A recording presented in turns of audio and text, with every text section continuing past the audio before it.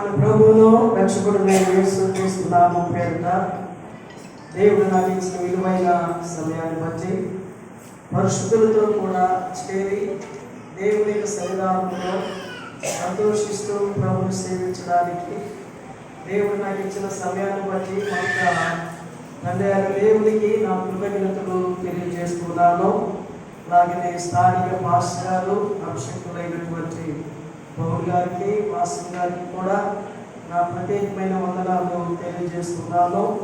మరి వేదికను అలంకరించినటువంటి సత్యవాడ శ్రీని గారు, దేవని శ్రీని గారు, వారి సత్యమణి గారు కూడా, పాస్టర్ గారికి కూడా నా ప్రత్యేకమైన వందనాలు తెలియజేస్తున్నాను. నాకు ఈరోజు చాలా సంతోషంగా ఉన్నాయి. తొలి దినాలు బాగా జ్ఞాపకం వస్తున్నాయి. ఈ సరిపల్లి గణపురం అండ్ ఈ ప్రాంతంలో వీధికి తిరిగిన అండ్ అనేక కుటుంబాలను దర్శించిన మీ ప్రేమ ఆప్యాయతలు బాగా చూశాను ఈ ప్రాంతంలో. కాబట్టి తరచుగా మీ మధ్యకు రాకపోయినా మీరు ఎప్పుడు జ్ఞాపకం వస్తూనే ఉంటారు. సమయం వస్తే వాళ్ళ దగ్గరికి వెళ్ళాలి, వాళ్ళతో సంతోషించాలి అని అనుకుంటున్నాను, కానీ వీలు పడుతున్నా. దేవునికి స్తోత్రం. ఏదేమైనప్పటికీ కూడా ఈరోజు దేవుడు మనందరినీ ప్రభు సన్నిధిలో మరి ఇలాగ సమయపరిచారు. అందరి బట్టి నేను దేవుని స్తుతిస్తున్నాను. మరి దేవుని మాటలు వినడానికి ముందుగా మరి జాగ్రత్తగా మనం దేవుని వాక్యాన్ని వినడానికి 2 స్తోత్రాలు పాటించాలి. ఏంటండి 2 స్తోత్రాలు పాటించాలి. ఎవరితో దేవుడు మాట్లాడలేడు, ఎవరితో దేవుడు మాట్లాడతాడు అంటే ఇర్మియా గ్రంథములు అంటాడు, నా వాక్యముని వినుటకు వారు సిద్ధపడటం లేదంట. ఎందుకంటే సిద్ధపడటం లేని వారితో దేవుడు మాట్లాడాడు. 2, దేవుని వాక్యాన్ని వినడం. దేవుని వాక్యం అంటే సంతోషించని ప్రజలతో దేవుడు మాట్లాడలేడు. ఈ 2 దేవుని సన్నిధిలో దేవుని మాటలు వినడానికి ప్రార్థనాపూర్వకమైన సిద్ధపాటు, దేవుని మాటలు దేవుని వాక్యం వినడానికి ఎవరైతే నిజంగా సంతోషిస్తారో వారితో దేవుడు తప్పకుండా మాట్లాడతారు. మరి మీరు సిద్ధపడి వచ్చారని, దేవుని వాక్యం అంటే చాలా సంతోషమని మీ ముఖాలు నాకు అంటే జవాబు చెప్తాను. దేవునికి స్తోత్రం, హల్లెలూయా. కాబట్టి మరి జాగ్రత్తగా దేవుని మాటలు అంశాలు చెప్పడం లేదు, దేవుని సన్నిబిడ్డలు చేయవలసిన పనులు కొన్ని 2-3 విషయాలు చెప్తాను. అంశం చెప్పాలంటే చాలా టైం తీసుకోవాల్సి వస్తుంది. కాబట్టి అంశం చెప్పకుండా దేవుని సన్నిబిడ్డలకు కావలసిన మాటలు నేను మీకు చెప్పడానికి ఇష్టపడుతున్నాను. నన్ను బిషప్గా మీకు పరిచయం చేశాను. నిజంగా ఈ ఆధిక్యత నేను పొందుకుంటానని అసలు నేను ఆశపడలేదు. ఎప్పుడు కూడా మరి భూ సంబంధమైన గౌరవాలు కానీ, భూ సంబంధమైన దీవులను కానీ ఎప్పుడు ఆశపడను. వాటిని గురించి ఎక్కువగా నేను అడగను. దేవుణ్ణి అడిగేవి ఆత్మ సంబంధమైన అడుగుతాను. వాటిని దేవుడు తప్పకుండా దేవుడు నాకు దయచేస్తున్నాడు. మరి బిషప్గా పౌలయ్య గారు, అలాగే ఈరోజు ఈ సువార్త కూడికను నడిపిస్తున్న కృష్ణయ్య గారు కూడా పరిచయం చేస్తారు. ఇది మీ అయ్యగారు నోట నుండి దేవుని యొక్క ప్రభులో ఉన్న ఏర్పాటును బట్టి పొందుకున్నా. దేవునికి స్తోత్రం. ఎప్పుడు కూడా నాకు ఫోన్ చేస్తే మీ పాస్ గారు అని అంటారు, లేకపోతే పాస్ గారు అంటారు. ఈ బిషప్ ఆర్డినేషన్ పొందుకున్న మునుపు ఆయన మొట్టమొదటిగా మాట్లాడే మాట ఏంటంటే బిషప్ అయ్య గారు అన్నాడు. నేను అప్పటికి అవలేదండి, ఇదేంటి కొత్తగా మాట్లాడుతున్నా అందుకు బిషప్ అవుతా అన్నాడు. అంటే ఆ తర్వాత నేను బైబిల్ క్లాసులకి అటెండ్ అవుతూ ఉండేవాడిని. పాటిపండ్ల సుధీర్ గారని విజయవాడ వచ్చారు. వారు ఇచ్చే మాస్టర్స్కి ఇచ్చే ట్రైనింగ్ క్లాసులకు అటెండ్ అవ్వడం వల్ల ఆయన ఆర్చ్ బిషప్ అయ్యాడు. ఆర్చ్ బిషప్ అయ్యి బిషప్స్కి ఆర్డినేషన్ చేస్తున్నాను. అదే దేవుని కృపలో ఉన్న వారికే, అందరికీ కాదు. మరి మొట్టమొదటిగా మీరే నాకు జ్ఞాపకం వచ్చారు. కాబట్టి మీరు చాలా నమ్మకంగా సేవ చేస్తున్నారు. ఆర్థిక పరిస్థితులు వనరులు ఏమి మీ దగ్గర ఉండవు, కానీ దేవుని పని చాలా ఘనంగా చేస్తున్నారు. మరి సభలు పెట్టాలంటే 2-3 లక్షలు ఖర్చు పెడుతున్నారు, కానీ చాలా పరిచయం చేస్తున్నారు. కాబట్టి అది మీరు పొందడానికి దేవుని కృపను బట్టి అర్హులని వాళ్ళకి చెప్పడం జరిగింది. దేవునికి స్తోత్రం. అది మొదలవడం జరిగింది. అనేకుల మధ్య ఈ ఆర్డినేషన్ బిషప్ ప్రభుత్వమైనటువంటి ఆర్గనైజేషన్ ఇవ్వడం జరిగింది. అదే ఆయన మన ఏప్రిల్లో జరిగే 13, 14, 15 అంటే ఈ రక్షణ సువార్త ఆరాధన పండుగలకి మరలా నేను నీ దగ్గరకు వస్తున్నాను.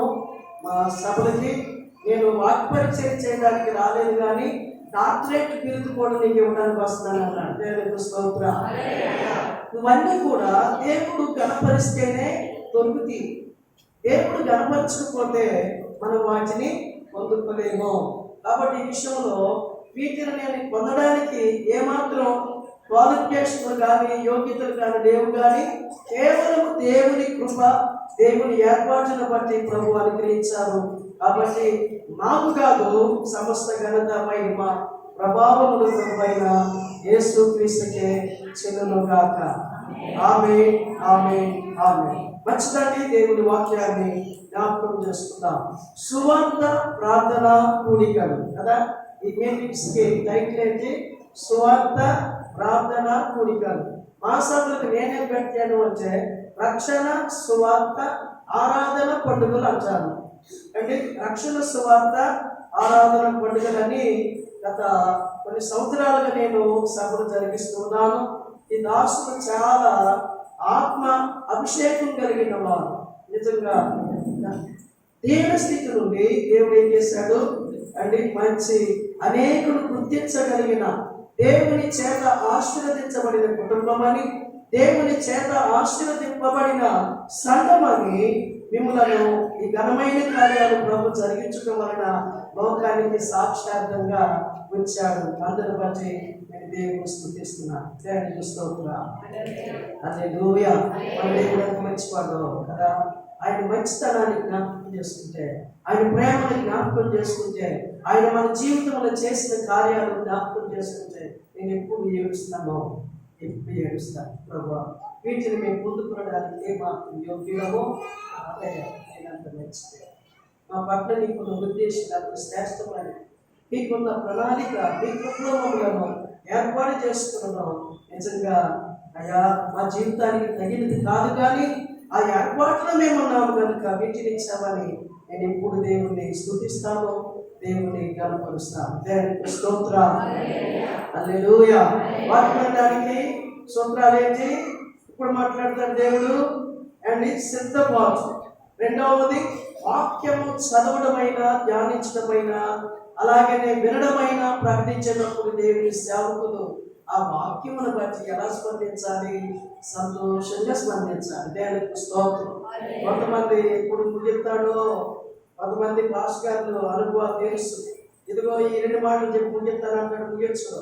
అలాంటి వాళ్ళు అన్ని పరిస్థితులు ఎవరన్నా చూస్తుంటే వాళ్ళు అనుకుంటారు ఈయన సేపు చెప్తాడు అని ఆలోచనలు వచ్చాయి. కాబట్టి నేను ఎక్కువ చెప్పను. అసలు నాది కాదు ఈ సమయం. నేను ఎందుకు వచ్చాను అని అంటే, అది ఆ 2 స్త్రీలు పాస్టర్ సేవ చేస్తుంటే ఇక్కడ అండి ఆయన ఏమో జాబ్ మీటింగ్లో పనిచేస్తాడు. అమ్మా ఇదే పొందే పెట్టుకున్నారు. కాబట్టి 3 సేవలు నేను పరిచయం చేస్తున్నాను అండి. అయ్యగారికి పరిచయం అయ్యారు. వాళ్ళ దగ్గరికి నాకు వచ్చినప్పుడు, అయ్యగారి దగ్గర నేను వచ్చినప్పుడేమో నాకు పరిచయం అయ్యారు.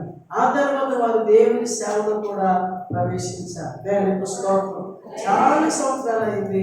కాబట్టి ఆ దాసుల నోటి నుండి చాలు వారి జుట్టి తేనె దారుల కన్నా అతి మధురమైన మాటలు నేను వినాలని వచ్చాను.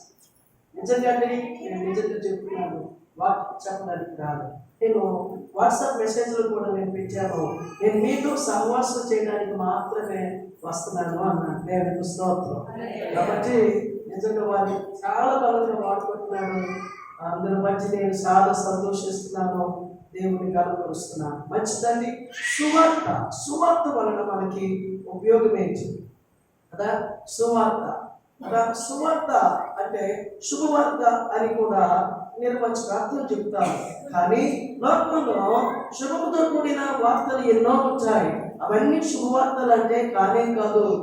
వాటన్నిటికంటే శుభవార్త ఏది అంటే దేవుని రాజ్యములకు వచ్చిన సువార్త, తండ్రి అయిన దేవునికి వచ్చిన సువార్త, అలాగే కుమారుడైన దేవుని కుమారుడైన యేసు క్రీస్తును గురించిన సువార్తే శుభవార్త. దేవునికి స్తోత్రం. అదే కదా సువార్త ప్రార్థన కూడికలు.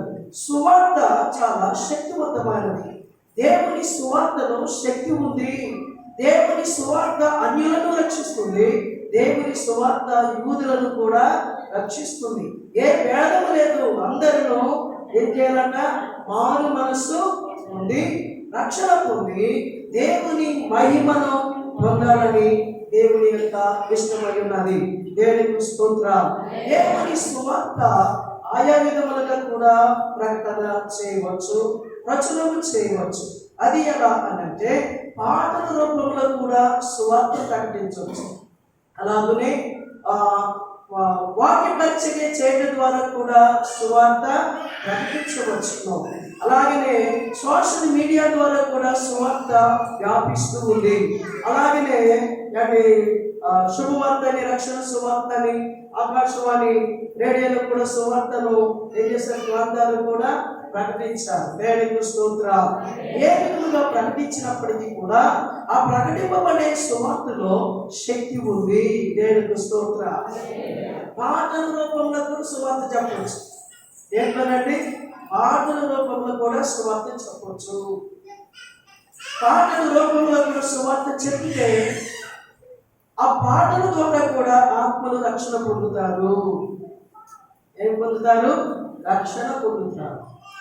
కాబట్టి పాటలు మనం పాడగలిగిన స్వరం ఉందని, తలాంతు ఉందని, రాగం ఎక్కడెత్తాలో, ఎక్కడ తెచ్చాలో, ఎక్కడ సాఫీగా పాడాలో అని శుద్ధి తెలుసు, నై తెలుసు అని పాడడం కాదు.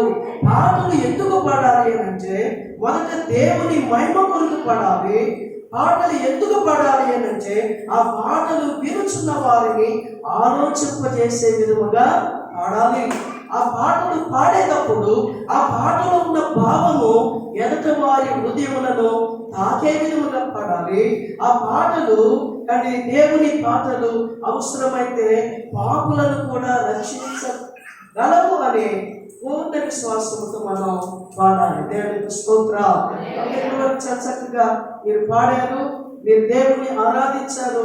మీ పాటలలో కూడా సువార్త ఉన్నది అని మర్చిపోవద్దు. దేవునికి స్తోత్రం. నేను ఎప్పుడు చెప్తాను, నేను సువార్త పాట ద్వారానే పట్టబడ్డా, ప్రసంగం ద్వారా పట్టబడ్డా. నేను దైవజనులు ఇప్పుడు పాస్టర్ గారు అందరూ కూడా దేవుణ్ణి ఆరాధించడానికి వర్షంలో మనందరినీ కూడా నడిపించారు. అలాగనే దేవుని దాసులు బయట వేసుకుని వారు పాడుతూ ఉండగా ఆ సువార్త పాట నన్ను తాకింది.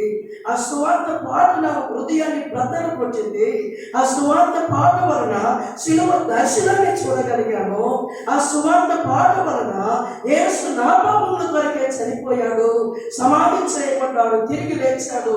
నా పాపముల నుండి నన్ను విడిపించుటకు, విమోచించుటకు, తన కుమారుడిగా అంగీకరించి పరలోక రాజ్యానికి పాత్రలుగా చేయడానికే ఆయన మరణించాడు అని పాట పాడుతూ ఉండగా దేవుడు శిలువ దర్శనం చూపించాడు. దేవునికి స్తోత్రం.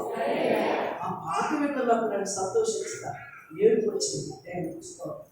ఇంతగా దైవజనుడు పాటలు ఉంటే ఆ పాటలో ఉన్న సువార్తలో ఉన్న శక్తి నన్ను తాకింది. ఆ సువార్తను ఎవరున్నారో, ఆ సువార్తను నీ వరకు ఎవరు ఏ పని చేశారో అది నాకు బోధపడింది కనుక నేర్చాను. దేవుని బిడ్డలారా, పాపినని నా గుండె బద్దలు కూర్చుకున్నాను. దేవుని శక్తి బద్దలు కూర్చుంది. నేను ఏడ్చాను. కానీ దేవుడు మాట్లాడాలి. అసలు దేవుని స్వరం వినాలని నాకు పడుతుందలా. ఏంటండి యేసయ్య మాట్లాడతాడా? మీరు నిజంగా అన్యుడి నుండి రక్షింపబడ్డారు. అన్యుడైన అబ్రాహాముతో దేవుడు మాట్లాడాడు. మన దేవుడు ఎంత మంచి దేవుడు అంటే ఆయన ప్రాణ స్నేహితులు ఒక చోట కూర్చుని ఒకరితో ఒకరు ఎలా మాట్లాడతారో మన దేవుడి స్వరముతో కూడా మాట్లాడగలిగిన దేవుడు. దేవునికి స్తోత్రం. హల్లెలూయా. కాబట్టి యేసయ్య స్వరం వినాలని పట్టుదల. సండే స్కూల్ టీచరు చెప్పినప్పుడు సమయాలు దేవుని స్వరం విన్నాడు అనే కథ నేర్చుకున్న ఆ మాట నా హృదయంలో ఏమైందండి?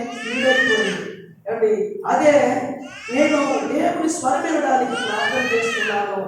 ప్రభు తేజగా మాట్లాడాడు, నా పేరు పెట్టి పిలిచాడు. బైబిల్ గ్రంథముల నుండి వాగ్దానాన్ని ఎత్తిపచ్చి దేవుడు ప్రత్యేకంగా మాట్లాడాడు. దేవునికి స్తోత్రం. కాబట్టి దేవుని బిడ్డ, దేవుని సువార్తలో శక్తి ఉంది. దేవుని సువార్త ఎంతటి పాపినైనా ఏం చేస్తుంది? రక్షిస్తుంది.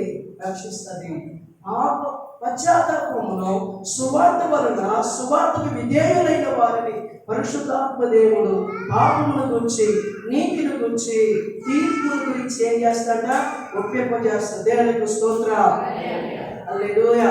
నేను వాక్యం చెప్పేటప్పుడు అందరినీ పరీక్షిస్తా.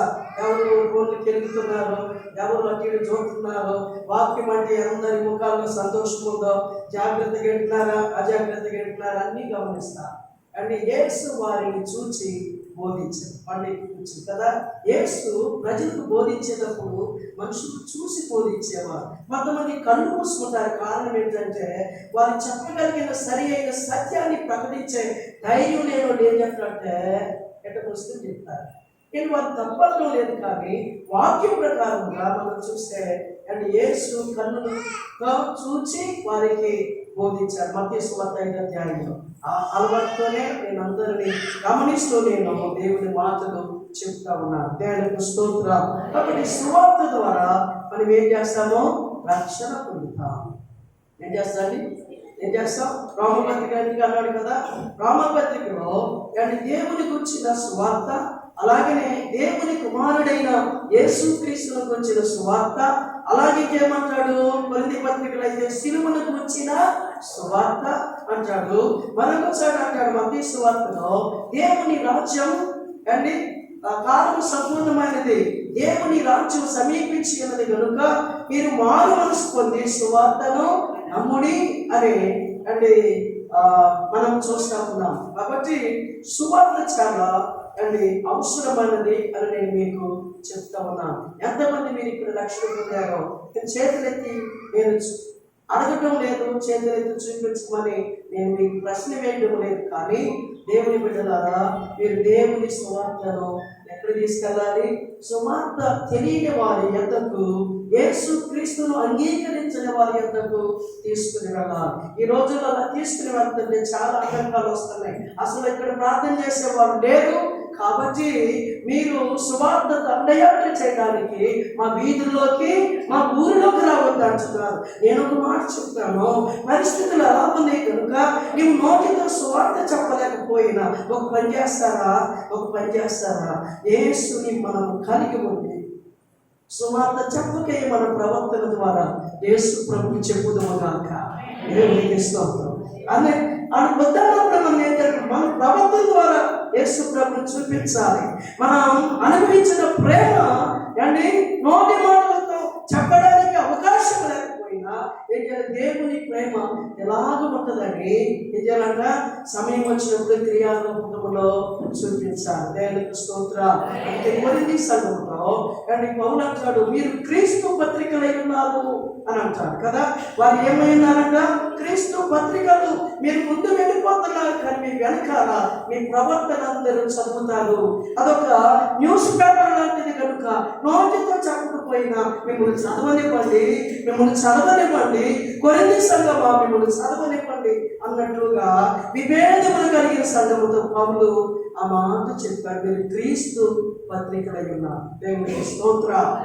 కాబట్టి మన ఆత్మీయ జీవితంలో రక్షణ పొందిన క్రీస్తుని కలిగి దేవుని సన్నిధికి వచ్చుచున్న పాటలు పాడుతూ, ఆరాధిస్తూ, సాక్ష్యం ఇస్తూ, పరిచర్య చేయొచ్చు ఉన్నటువంటి మనము సువార్త నోటితో ప్రకటించని పరిస్థితులు నీకు ఎదురుపడినప్పుడు నీ ప్రవర్తన వారితో మాట్లాడనివ్వండి. దేవునికి స్తోత్రం.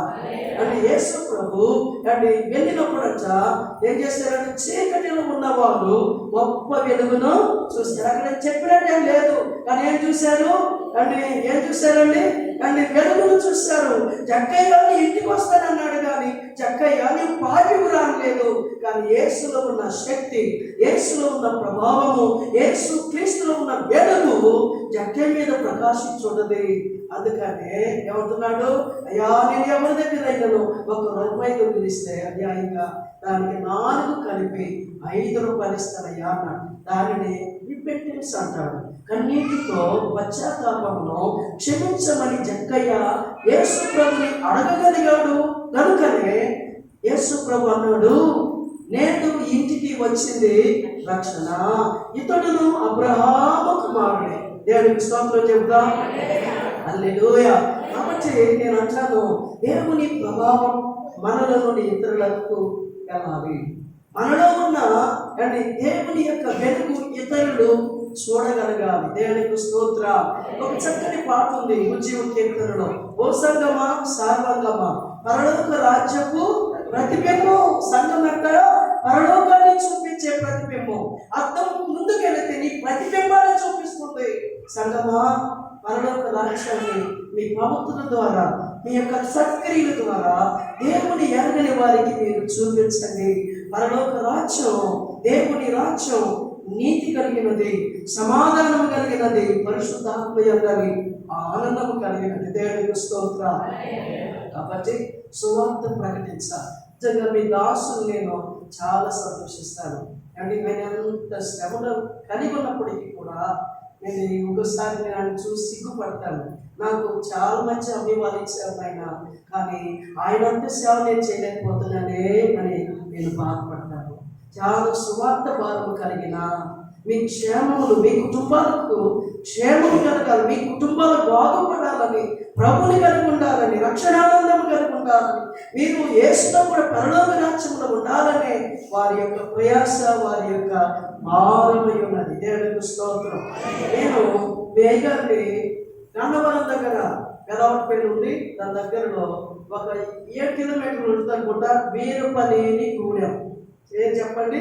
వీరపనేని గూడెం. అక్కడికి మా పెదనాగరి గారు, కానీ అన్ని కులాలు ఉంటాయి, అన్ని కులాల నుండి రక్షణ పొందారు, అన్ని క్యాస్ట్ వాళ్ళు రక్షణ పొంది ఆ చర్చిలో వారు దేవుని ఆరాధిస్తుండేవారు. అలాంటి పరిచర్యలో మరి వాక్యం చెప్పడానికి న్యాయంగాన్ని పిలిస్తే ఎంతమంది ఇన్స్పైర్ అయ్యారంటే, అరే ఆయన చూస్తే దోత్యం పడినట్టుకున్నాడు, కానీ మాట చూస్తేనేమో కంచులా ఉందరా, మాట చూస్తేనేమో కానీ సింహము అంటే గాండ్రించినట్టు అన్నారు. దేవునికి స్తోత్రం. చాలా మంది అంటే మనం కూడా దేవుని కొరకు బ్రతకాలి, దేవుని పని చెయ్యాలి అని. ఆ తర్వాత మీ ఫ్రెండ్ అని చెప్పారు కదా పాస్టర్ గారు, మంచినయ్య గారు ఎంత మంచి స్నేహితుడు అండి. దేహంలో పనులు లేకపోయినా బలహీనుడైన దేవుని శక్తితో దేవుని సువార్త చెప్పాడు. అక్కడ నుండి ఎంత దూరం రావడానికి కూడా ఆయన ఆరోగ్య పరిస్థితి అననుకూలంగా ఉన్నప్పటికీ కూడా దేవుని సేవ విషయంలో ఎంత భారం కలిగిన వ్యక్తి అని దేవుడి పిల్లలను సంతోషిస్తూ అండి గమనించారు. దేవునికి స్తోత్రం. మంచి దైవజనం మీకు ఇచ్చారు కదా, ఎలాంటి మంచి దైవజనాన్ని మీకు ఇచ్చారు కనుక మీ దైవజనం ఏం చేయాలి? మీరు అంటే ఎత్తిపరచాలి. దేవునికి స్తోత్రం. వారు చేసే పరిచర్యలు మీరు పాలు పంపులు బాధ్యతలు తీసుకోవాలి. దేవునికి స్తోత్రం. మరి తీసుకుంటున్నారా నాకు తెలుసు, ఇంకా ముందుకు తీసుకుని పోదురు గాక. హల్లెలూయా. కాబట్టి అలాగే మీ సేవకులతో సేవకులతో భాషగా ఏం చేయాలి? వారి బిడ్డలతో కూడా ఏకీభవించి దేవుని రాజ్య భారములో ఏం చేయాలంట? మోయించు మీరందరూ దేవుని పని చెయ్యాలని ప్రభుని బట్టి నేను మనం చేసుకున్నాను. దేవునికి స్తోత్రం. రెండవది, దేవుని పిల్లల రక్షణ పొందిన వారందరికీ కూడా ఒక గొడవ ఎక్కువైపోయింది. ఏంటంటే ఒక గడవకపోయింది. పాస్టర్లు కూడా చాలా మంది అదే గొడవ ఎక్కువైపోయింది. ఆ మాటలు నాకేమో ఒళ్ళు మండిపోతుంది. పెట్రోల్ పోయిపోయినప్పుడు అగ్గిపుల్లా అండ్ పెట్రోల్ సర్ది కాలుతూ చూడండి అలా అనిపిస్తుంది. ఏంటిది ఆ బాధ అంటే అండి స్వస్థతల గురించి. ఏంటిది ఆ బాధ అంటే మీ అప్పులు పోతాయి, మీ సమస్యలు పోతాయి కదా. ఒక ఆయన చెప్పాడు, మా గుడికి వస్తే నువ్వు డబ్బులే అయినా ఇదిగో నీ ఇంటికి వెళ్ళగానే నీ అకౌంట్లో డబ్బులు పడిపోతాయి అని బాధ చేశాడు. అబ్బా ఎంత బాధపడ్డాను. దేవుని బిడ్డ జాగ్రత్త. ఒక అండి దేవుని ఉద్దేశాలు మనకు కనుకున్నా అదేంటంటే అబ్రాహాముని దేవుడు భూ సంబంధముగా వ్యక్తిగతంగా దేవుడు ఆశీర్వదించాడు. రెండవది, ఇదిగో భూలోకములోని సమస్త వంశములు నీ మూలముగా ఆశీర్వదించబడతారు. దేవునికి స్తోత్రం. ఎందుకు? ఆయన మూలముగా భూలోకములోని సమస్త వంశములు ఆశీర్వదించబడతాయని దేవుడు చెప్పాడు అని అంటే, అలా ఆశీర్వదించబడే విధముగా అబ్రాహాము కుటుంబం నడుస్తుంది. దేవునికి స్తోత్రం కదా. మీరు ఇంటికి వెళ్ళి చదవండి రండి. ఆదికాండం 18వ అధ్యాయంలో నీతి న్యాయములు కలిగి నడుచుకున్నట్లు తన ఇంటి వారికి కూడా అది చెప్పి నడుచుకుంటాడు అని దేవుడు అబ్రాహామును పిలవక ముందే ఎరిగి ఉన్నాడంట. దేవునికి స్తోత్రం.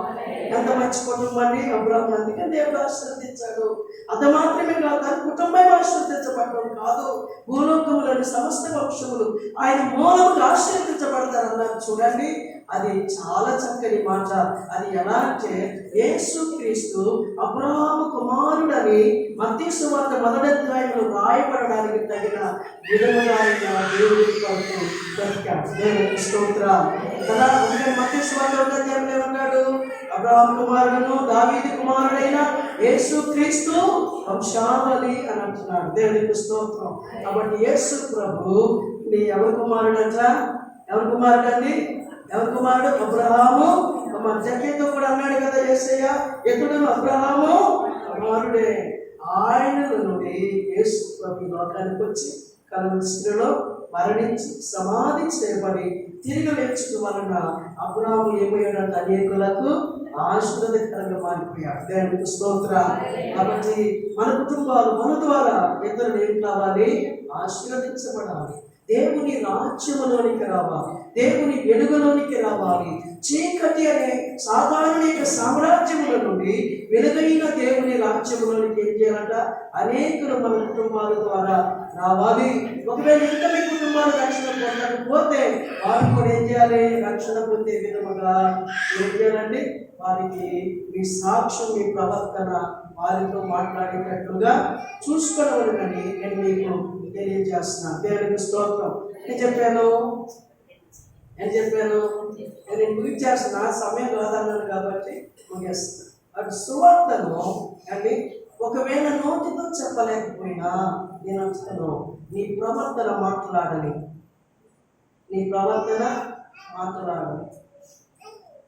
మన జీవిత సాక్ష్యం ఇతరులతో మాట్లాడాలి. దాని ద్వారా నీకు వస్తారు. దాని ద్వారా అనేకులు వస్తారు. నీవు కలిగిన యేసుని నాకు కూడా కావాలని నీ వెంటబడి వస్తాను. దేవునికి స్తోత్రం.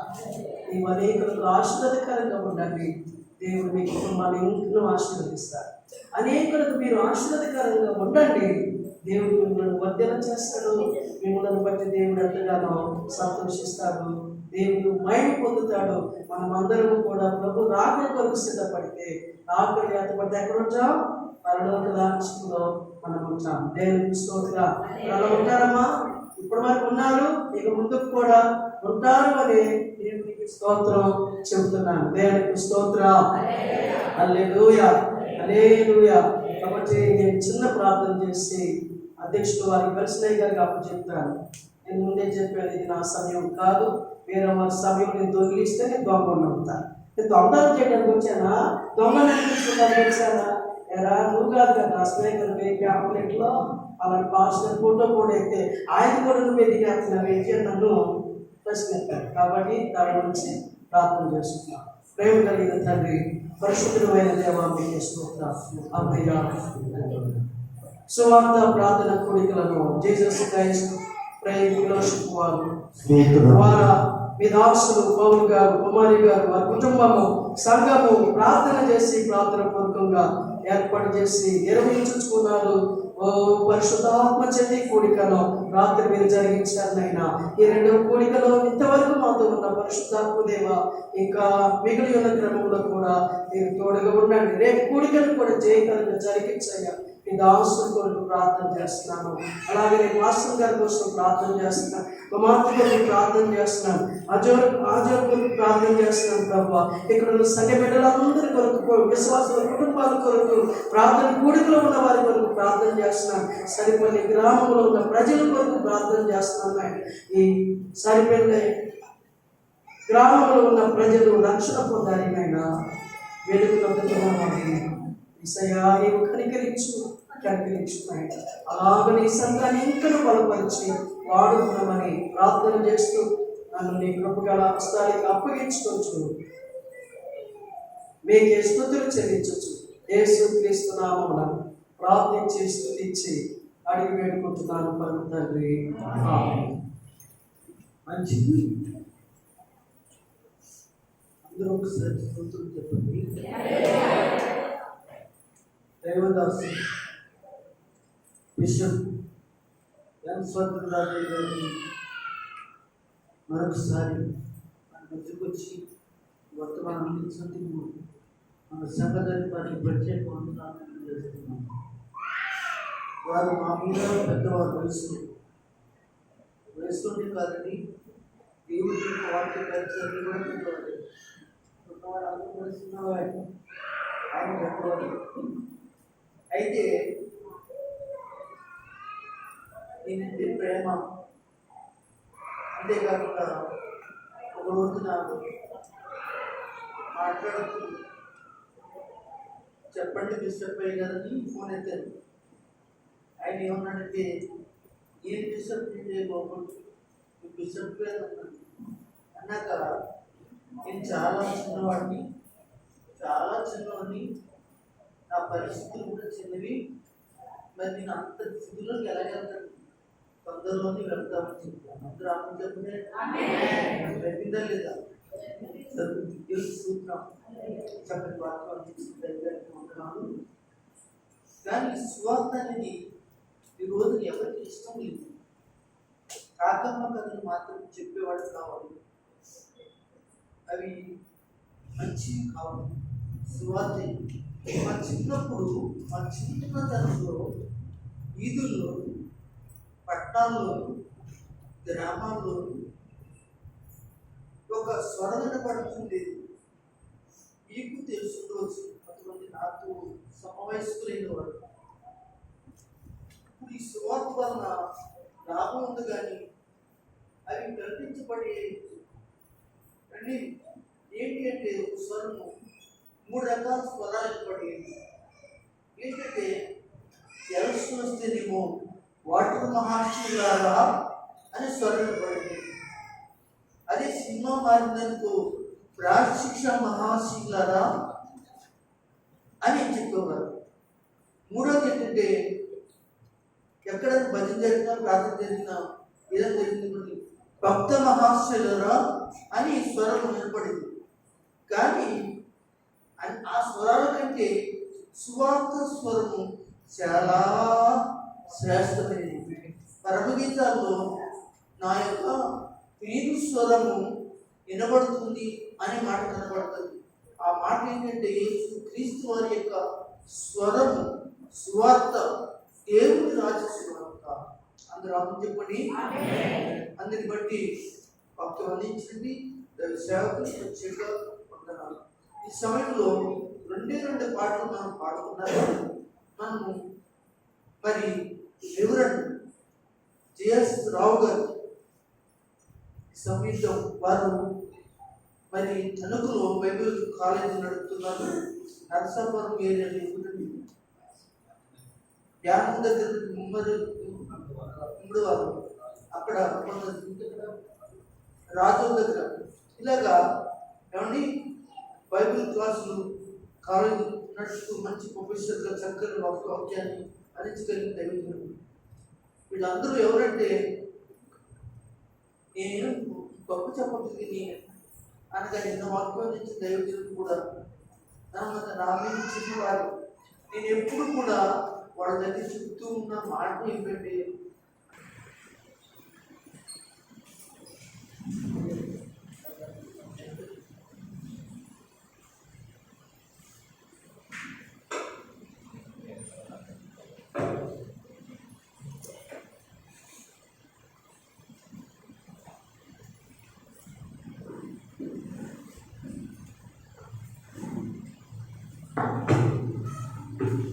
దేవునికి స్తోత్రము. హల్లెలూయా, హల్లెలూయా, హల్లెలూయా.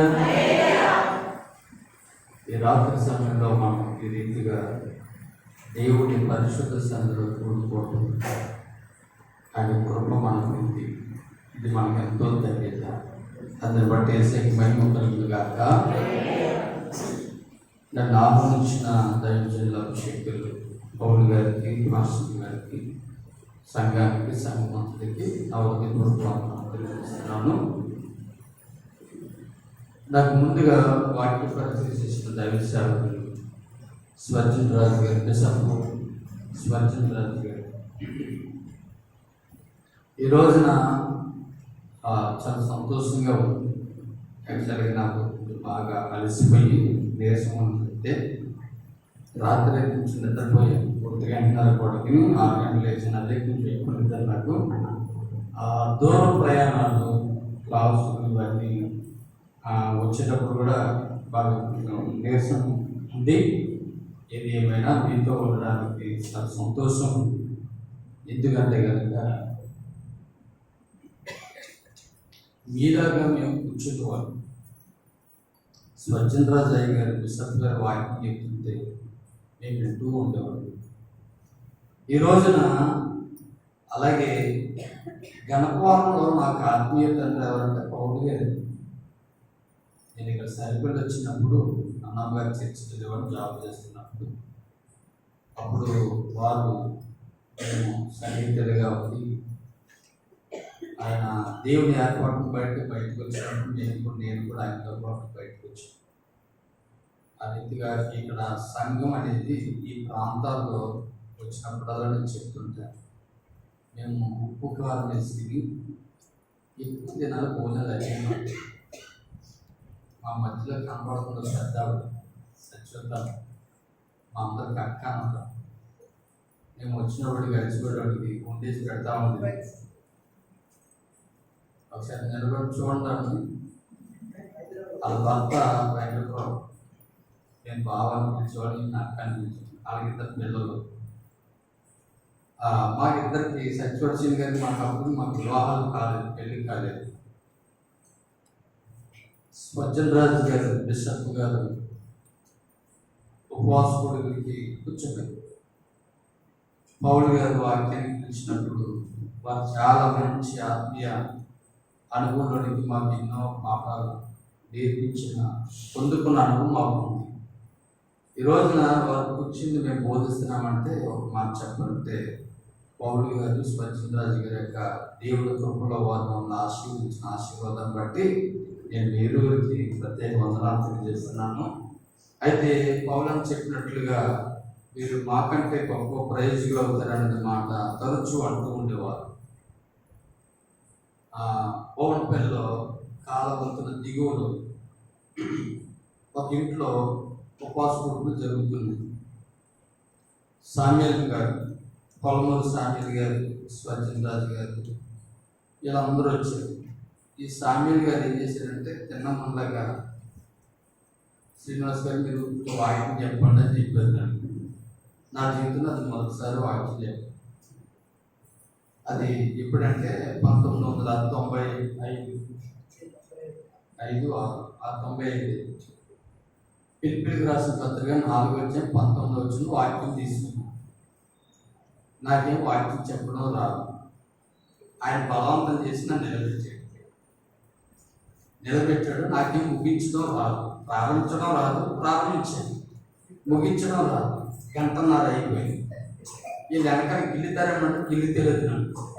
ఆపమంటారేమో ఆపమంటారు. ఎందుకంటే నాకేం కోమత్తు మళ్ళీ ఇక్కడికి పరిచయకి రానేమని చెప్పేసి అనుకున్నారు. ఏంటి తెలియదు. మీలాగా విశ్వాసం కూర్చున్నారు, కాలు చాపుతున్నారు, నిద్రపోతున్నారు, చెయ్యిట్ అన్నారు, అట్ట అన్నారు. నాకు అర్థమవుతుంది వాళ్ళకి నేనేం చెప్తున్నాను వాళ్ళకి ఎక్కట్లేదు. నాకు ఎలా కూర్చొని నాకు రావట్లేదు. వెనకాల పోతారు ఆమె అంటే వెళ్ళిపోకట్లేదు. అది మొదటిసారి నా జీవితంలో వాక్యం బోధించు. మళ్ళా 95లో చేసిన ప్రసంగం 2005లో చేశాను. ఎన్ని సంవత్సరాలు గ్యాప్ వచ్చింది? 10 సంవత్సరాలు. దేవుడు అప్పుడు 96 నాకు సేవ దర్శనం. 2005లో తెలంగాణ ప్రాంతాల్లో, రాయలసీమ ప్రాంతాల్లో, నక్సలైట్ల మధ్యలో, ప్యాక్నిస్టుల మధ్యలో కొన్నిసార్లు బాంబులు అలాగా ఉంటా ఉంది. అక్కడే అలా నిలబడి ప్రసంగాలు చేసే సందర్భాలు ఉన్నాయి. ఎన్నో వార్నింగ్లు వచ్చాయి. ఈ భార్య మెడలో పుస్తకాలు తెగిపోతే రాగు అని వార్నింగ్లు వచ్చాయి. తర్వాత కొన్ని సందర్భాలు మీటింగ్ జరుగుతున్న నష్టపోయి చాలా పరిణామాలు ఉన్నాయి. కొన్ని సందర్భాల్లో ఇంత లావు కట్టడితో దుమ్మి గొడవలు జరిగిన సందర్భాలు ఉన్నాయి. ఇలాంటి పరిసరాల ప్రాంతాల్లో ప్రభు నాకు ఇచ్చిన పరిచయను అలాగే చేసుకుంటూ వస్తూ 2007 సంవత్సరంలో తణుకు ప్రాంతం నడిపించాను. ఇవన్నీ ఈరోజు ఎందుకు గుర్తు చేస్తున్నానంటే కనుక నా ఆత్మీయ మిత్రులు పౌలన్న అలాగే స్పర్జన్ రాజు అన్న మేము నలుగురు శ్రీనగర్ కూడా నలుగురు ఒక నొలక మంచం ఉంది సరిపోతా నలుగురికి దాన్ని పడి కొట్టుకున్న వాళ్ళు మేము అందరం అసంబంధులు అంటే ఎలాగేమో అప్పుడు ఎలా ఉండేవాళ్ళం నలుగురు ఆయన అలాగే ఫస్ట్ నుంచి ఇది కూడా అనుకున్నాడు. ఇది కూడా ఏం తరగలేదు ఏమైనా మాకు విస్తరించింది కొంచెం మా ఇద్దరు నలుగురు ఇలా కొట్టుకుంటుంటే అమ్మ నాన్న చాలా వాళ్ళు ఒక విధమైన మంచి ఎంత మనస్తత్వం అంటే తల్లిదండ్రులు చాలా మంచి మనసులు. మాతో పాటు వీళ్ళు అక్క బావ వీళ్ళు శత్రుతక్క అందుకే ఈరోజు వాళ్ళతో వాళ్ళ కొడుకు చెప్పాడు నేను తమ్ముళ్ళు వస్తారని చూద్దాం అని వచ్చేసిందా. దేవుడి స్తోత్రం. ఎంత మంచి మిమ్మల్ని అందరినీ ఈ మందిరం మీద అంతా చూసి చాలా సంతోషం అనిపించింది. తర్వాత మరి ఒక సమర్పణ కలిగిన వ్యక్తి మరి దేవుడి సేవకుడు కూడా మేము అదే మాట్లాడుకుంటూ వచ్చాము. వెళ్ళి అప్పుడు దగ్గర ఉండాలి. అప్పుడు పెద్దోడు కడుపులో ఉన్నప్పుడు మా పెద్ద అబ్బాయి గర్భవతిగా ఉన్న ఆవిడప్పుడు మా ముగ్గురు ఈయన మాకు అప్పటికే పిల్లలు ఇక ముందే కదా అప్పుడే తాత అయిపోయాడు. ఆ రంగు చాలా సిన్సియర్ ఇంత మాకు చాలా సమస్య ఉండేది.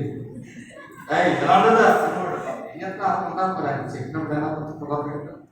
అదే చాలా ఒక ఆత్మీయ బంధం ఆత్మీయ అనురాగం ఆత్మీయ బంధంలో మేము సచివాడు సింగ్ గారు మేము వారి ఎదురులో మేము పరిచయం ఎంతైనా చేసేవాళ్ళు కానీ కొన్నిసార్లు అన్నా స్పర్శన అంజన వాక్యం ఎలా చెప్తున్నావునా మాకు అది నేర్పించాను అను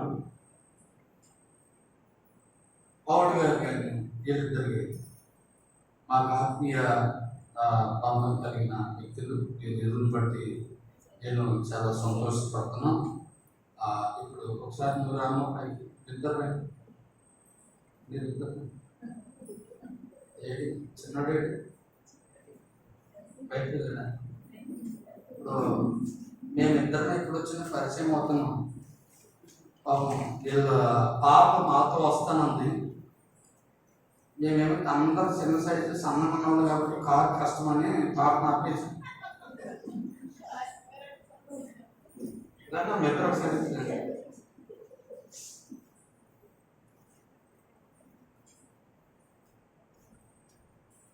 ఆ చిన్నబ్బాయి కూడా వచ్చాడు.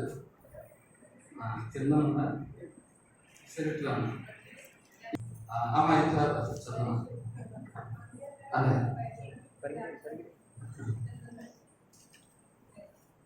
మా భార్య ఇప్పుడు అమ్మ నువ్వు కూడా ఇట్లా వంటలో తెలుస్తుంటే అమ్మ ఆయన ఇద్దరితో రావాలి కదా ఒక్కడు వచ్చేసరికి మన బ్యాగ్ ఎలా కుదురుతుంది అలాగే చూడండి. ఈరోజు మంది ఎలాగా మేము తనకు వివాహం కాకముందునే దేవుని పరిచయలో ఇలా సాగుతూ అన్నా మీరు ఫోటో తీరు జాగ్రత్తగా ఇవ్వండి. మీరు రండి రండి.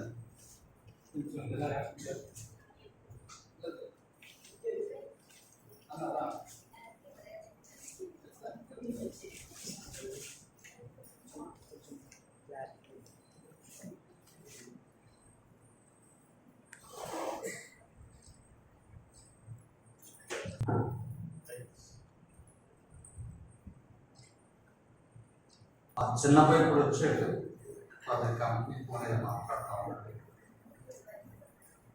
శ్రీనాథ్కి 2 అమ్మాయిలు, నాకు 2 అబ్బాయిలు. దత్తబాబు బిఎస్సీ కంప్యూటర్ కంప్లీట్ అయ్యి అబ్జాన్లో చేస్తున్నాడు. చిన్నోడు బీటెక్ మెకానిక్ చేసి టీచర్స్ చేస్తున్నాడు. శ్రీనాథ్ కూడా ఇద్దరు ఉద్యోగాలు చేస్తున్నారు. అది పాప చేస్తుంది సౌత్ డాక్టర్. అది స్పర్జన్ రాజు అన్న వాళ్ళు రచన బాబు మా చిన్న అబ్బాయి కూర్చోడు. మరి స్పర్జన్ రాజు గారు అయ్యారు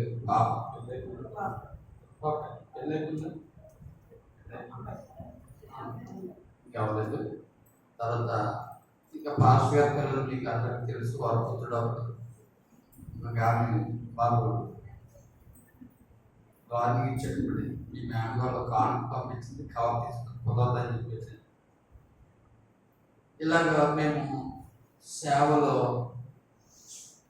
పేదరికం అంటే ఏంటో తెలుసు, కరువు అంటే ఏంటో తెలుసు, ఆకలి బాధ అంటే. మీటింగ్కి వెళ్ళొచ్చు రాత్రి ఎప్పుడో వచ్చేవాడు, ఇంటికి వచ్చి అమ్మ ఏమని ఉందంటే అలాగే డల్ అయిపోయింది, కొంచెం ఎంజి తాగిన కదా, ఎంజి తాగి ఆకలి చల్లారుతున్న రోజులు మాకు ఈ సేవలో ఉన్నాయి. ఈ రోజున ఇంత చక్కని మందిరం మీరు అందరూ ఉండడం చూసి మేము ఈ మధ్యకాలంలో కొంచెం రావడం బట్టి చాలా సంతోషిస్తున్నాను. దేవుడికి స్తోత్రం కలగాక. పౌలు గారి నోటి నుంచి స్పర్జన్ రాజు గారి కాదు, ఇంకొక ఆయన పాస్టర్ వచ్చేవాడు కదా, పరమ సమీర్ గారు కాకుండా ఇంకొక ఆయన సాంతారా గారు కాకుండా సుందరచం గారు, యోసేపు గారు నల్లగా పడుకుంటాడు, ఏం మర్చిపోయింది. అది ఎక్కడో కాదు, విజయవాడ సైడ్, గుంటూరు సైడ్ ఈ క్లాస్మేట్.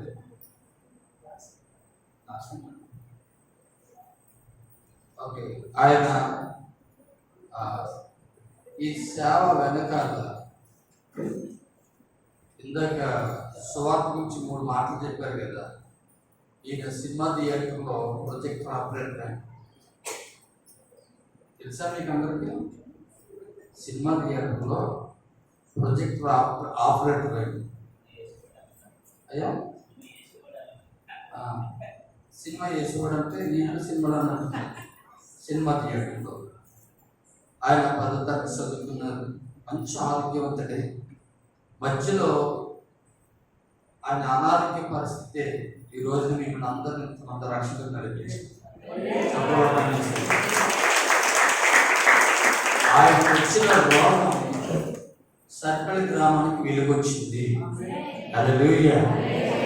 కనుక మన వెనకాల ఒక కీడు కలుగుతున్నప్పటికీ బలమైన ఆశీర్వాదం మన మీద ఉంటుంది అనేది నిదర్శనం ఆయనే.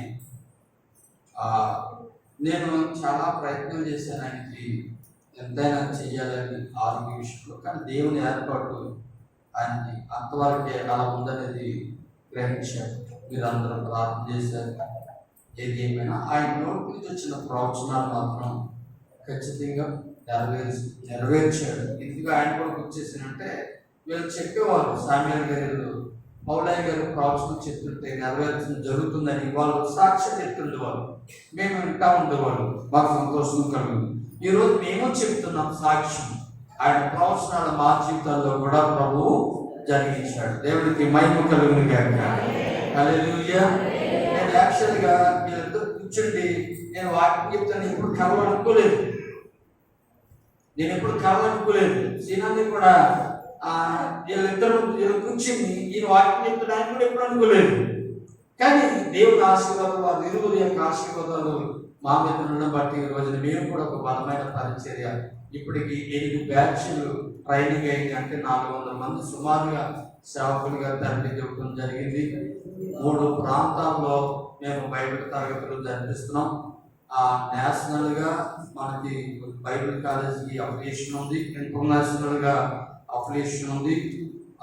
దేవుడు మాకు ఇచ్చిన ఈ విషయాలన్నీ అది నాకు కొంచెం టైం ముందు ఇచ్చుంటే ఈ విషయాన్ని ఈరోజు ఇంకా చెప్పాలని ఆశపడ్డాను. ఏది ఏమైనప్పటికీ కొద్ది వాక్యం మనం ధ్యానం చేద్దాం. నేను నా భార్య పిల్లలు పరిచయంలో బిడ్డలు ఉద్యోగాలు చేస్తూ పరిచయం చేస్తాం. మా ఆయన కూడా సేవలు ఉన్న మా కొరకు, అలాగే సీనియర్ కుటుంబం కొరకు, మా సీనియర్ బిస్సపై గారు భద్రరాజు గారి కొరకు, మీ ఆత్మీయ తండ్రి, మాకు కూడా ఆత్మీయ తండ్రి, మీరు ఆయన గురించి కూడా ప్రార్థన అందరి గురించి ప్రార్థన చేయాలని ప్రోగ్రాంట మనం చేస్తున్నాం. దేవుని వాక్యం చూసుకుందాం. పరిశుద్ధ గ్రంథంలో ప్రకటన గ్రంథం 1వ అధ్యాయం 3వ వచనం 12, 13 వచనాలు చదువుకుందాం. అందరు తీసుకుని అమ్మ. ప్రకటన గ్రంథం 1వ అధ్యాయము 12, 13 వచనాలు అందరూ బైబిల్ తెరిచి చూద్దాం. ఒకసారి లేచి నిలబడుతూ ఈ వాక్యాన్ని చదువుదామా? అందరు లేచి నిలబడుతూ ఒకసారి దేవుని వాక్యం చదువుకుందాం. అందరు లేచి నిలబడదాం.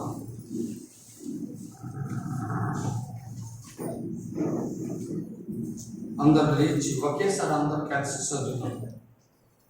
12వ వచనం కలిసి చదువుతాం. ఇది వినగా నాతో మాట్లాడుచున్న స్వామితో అని చూడ తిరిగి తిరుగుగా 7 సువర్ణ దీపస్తంభములను, ఆ దీపస్తంభముల మధ్యను మనిషి కుమారుని పోలిన ఒకరిని చూచితిని. ఆయన తన పాదముల మధ్యనకు దిగుచున్న వస్త్రము ధరించుకొని రొమ్మునకు బంగారు కట్టుకొని ఉండెను. కళ్ళు మూసుకోండి. పరిశుద్ధుడా, ప్రేమ గల తండ్రి, మీకు స్తోత్రాలు చెల్లిస్తున్నాను ప్రభువా. మీ ఘనమైన ఉన్నతమైన బట్టి కృతజ్ఞతాస్తుతులు చెల్లిస్తూ ఈ రాత్రి నీ వాక్యం ద్వారా మాకు మాట్లాడి మమ్మల్ని బలపరచమని యేసయ్య నామములో ప్రార్థన చేస్తున్నాం తండ్రి. ఆమేన్. కూర్చో.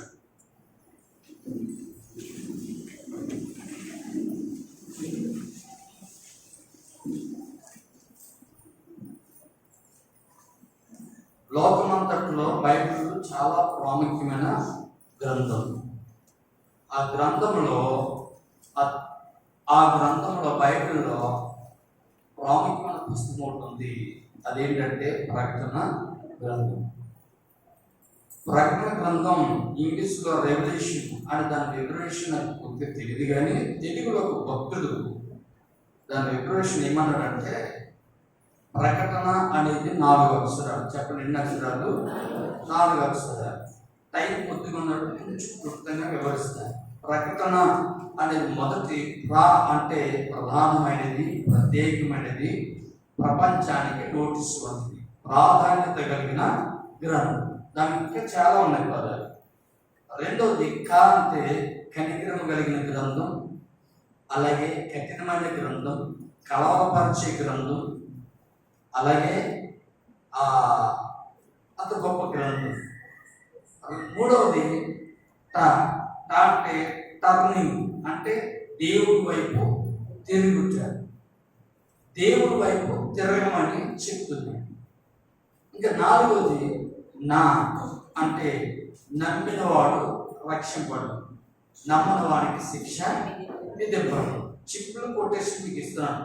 ఇందులో ఒక్కొక్క దానికి 10 అర్థాలు, ఒక్కొక్క అక్షరాన్ని. అయితే ఈ ప్రకటన గ్రంథం అనేది ప్రత్యేకమైన గ్రంథం, ప్రధానమైన గ్రంథం, అలాగే ప్రపంచానికి నోటీస్ ఉంటుంది. ఇప్పుడు మనం లోన్ తీసుకున్నాం, ఒక వాయిదా కట్టలేదు, 2వ వాయిదా కట్టలేదు, 3వ వాయిదా కట్టలేదు. మనం చెక్ బుక్ ఏమైనా ఉంటే చెక్ బౌన్స్ అవుతుంది, అది కేసు అవుతుంది. లేదా మనకి నోటీస్ పంపిస్తారు. నోటీస్ అనేది ఏంటంటే ఒక హెచ్చరిక. ఒకవేళ ఆ నోటీస్ వచ్చినప్పుడు మనం స్పందించకపోతే మరొక నోటీస్ కూడా వస్తుంది.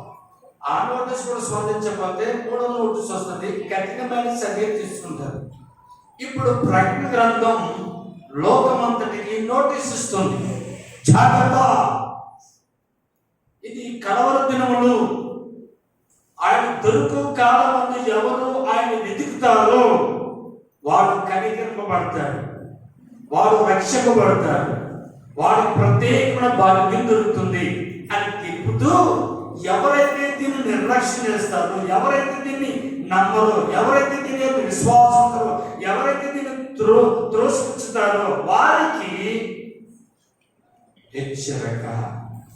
చెప్పండి ఏంటది? హెచ్చరిక. హెచ్చరిక అనేది సామాన్యమైనది కాదు. మనకు పంపించే నోటీసు కేసు పెట్టవచ్చు, జామీన్తో బయటకు రావచ్చు, లేకపోతే దానికి పెనాల్టీ వేసి మనం కట్టి దాన్ని క్లియర్ చేసుకోవచ్చు. కానీ ఈ నోటీస్ ఏంటో తెలుసా? కనికరం అనేది కనపడనది. అందుకని ఇది ఎంత కనికరమ కలిగిన గ్రంథమో అదే గ్రంథం చాలా కఠినమైన గ్రంథం అని కూడా తెలియపరుస్తా ఉన్నారు. అందుచేత ఈ ప్రకటన గ్రంథంలో 22 అధ్యాయాలు ఉన్నాయి, 404 వచనాలు ఉన్నాయి. ఇది 3 భాగాలు. మొదటి అధ్యాయం చూచినవి, యోహాను చూచిన విషయాలు రాస్తున్నాడు. రెండవది ఉన్న వాటిని, అంటే చూసిన తర్వాత ఉన్న వాటిని ప్రకటన గ్రంథం 2వ అధ్యాయం 3వ అధ్యాయం చిత్తపాటు చేసే గ్రంథం. జాగ్రత్తగా గమనించండి. పెళ్లి కుదిరిన తర్వాత పెళ్లి దగ్గరకు వచ్చినప్పుడు పెళ్లి కుమార్తెని, పెళ్లి కుమార్ని పెళ్లి కూతురుగా సిద్ధపరుస్తారు. ఒక 2 రోజుల ముందో, 1 రోజు ముందో, 3 రోజుల ముందో వాళ్ళ సాంప్రదాయం బట్టి సిద్ధపాటు చేస్తారు. చేసేటప్పుడు నులుపిండి, అలాగే కొబ్బరి నూనె, ఇంకా రకరకాల గంధకాలను ఉపయోగిస్తారు. ఎందుకు ఉపయోగిస్తారంటే ఆ దేహము చెమటతోనో దుర్వాసనతోనో చిందరబందరగా చిరాకు ఉంటుంది. ఇప్పుడు కాబోయే పెళ్లి కాబోతున్నాడు, వారు ఇరువురు ఏకశరీరులు కాబోతున్నారు. అందుచేత వారి దేహాన్ని సుగంధ ద్రవ్యములతో, శరీరాన్ని మళ్ళీ తొలగించి ప్రశస్తమైన వస్త్రాలతో వాళ్ళని అలంకరింప చేస్తారు. అప్పుడు ఆ అమ్మాయి అనుకుంటది, ఆమె 100% ఆలోచనతో కూడా, తలపులన్నీ కూడా, ఊహంతో కూడా అబ్బాయి మీదే ఉంటుంది. ఆ అబ్బాయి కూడా అమ్మాయి మీద ఉంటుంది. దానికి చిత్తపాటు అంటారు. అలాగే యోహాను రాసిన ఈ ప్రకటన గ్రంథం 2వ అధ్యాయం 3వ అధ్యాయం ఏంటంటే చిత్తపాటు. అంటే అర్థం ఏంటంటే కనుక అమ్మాయిని సిద్ధపరిచేటప్పుడు ఇంతవరకు నువ్వు ఎలాంటి అభిప్రాయం ఉన్నావో తెలియదు, కానీ ఇక్కడి నుంచి నీ భర్త కొరకు అలంకరింపబడి చిత్తపడాలి. ఆ రీతిగానే సంఘాన్ని, అంటే సంఘంలో ఉన్న లోపములు అలాగే దిద్దుబాటు చేసి సరిచేసి ఆయన రాకడికి ఎదుర్కోవడానికి సిద్ధపాటు. అందుకని ఈ ప్రకటనలో 2 అధ్యాయాల్లో లోటులు లేకపోతే తప్పులు ఏమున్నాయో మన ప్రవర్తనలో సవరింపు, అంటే సరిచేసి దిద్దుబాటు చేసే అధ్యాయం. ఆ 2 అధ్యాయం తర్వాత సంఘము అనే మాట, సంఘము కనబడుతుంది కానీ భూమి మీద కనబడుతుంది. ఆ తర్వాత 4వ అధ్యాయం నుండి మనకి 18వ అధ్యాయం వరకు, అంటే చెప్పాలంటే 19వ అధ్యాయం 10వ వచనం వరకు మనం చూస్తే ఈ భూమి మీద నోటీసులు చూసారా?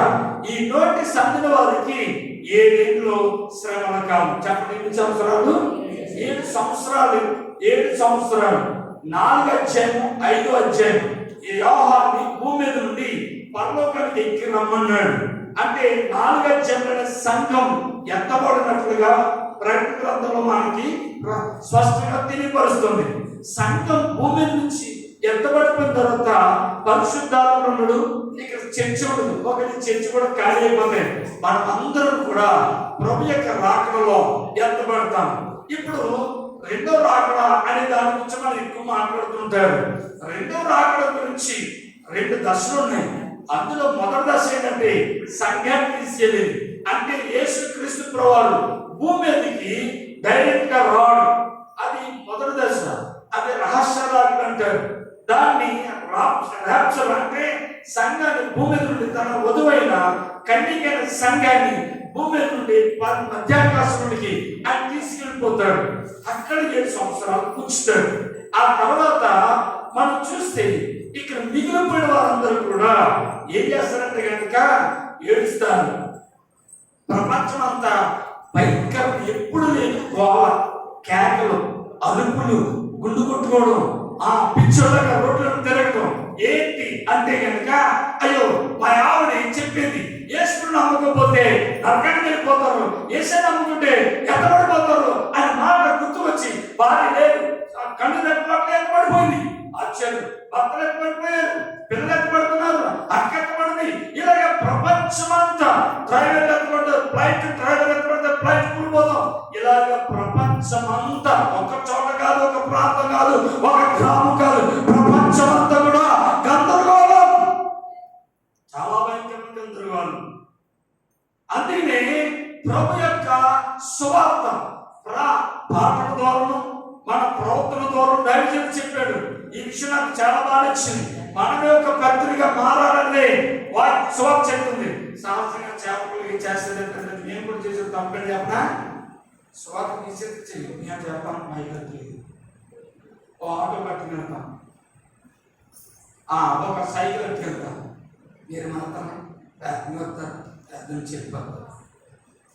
ఏమి చేయాలి, సంఘము సువార్త ప్రకటించారు. సరిపిల్లలు ఈ చాలా వీధుల నుంచి మీరు వచ్చారు, మీరు ఒక సువార్త మారండి. ఎవడొస్తారు సువార్త?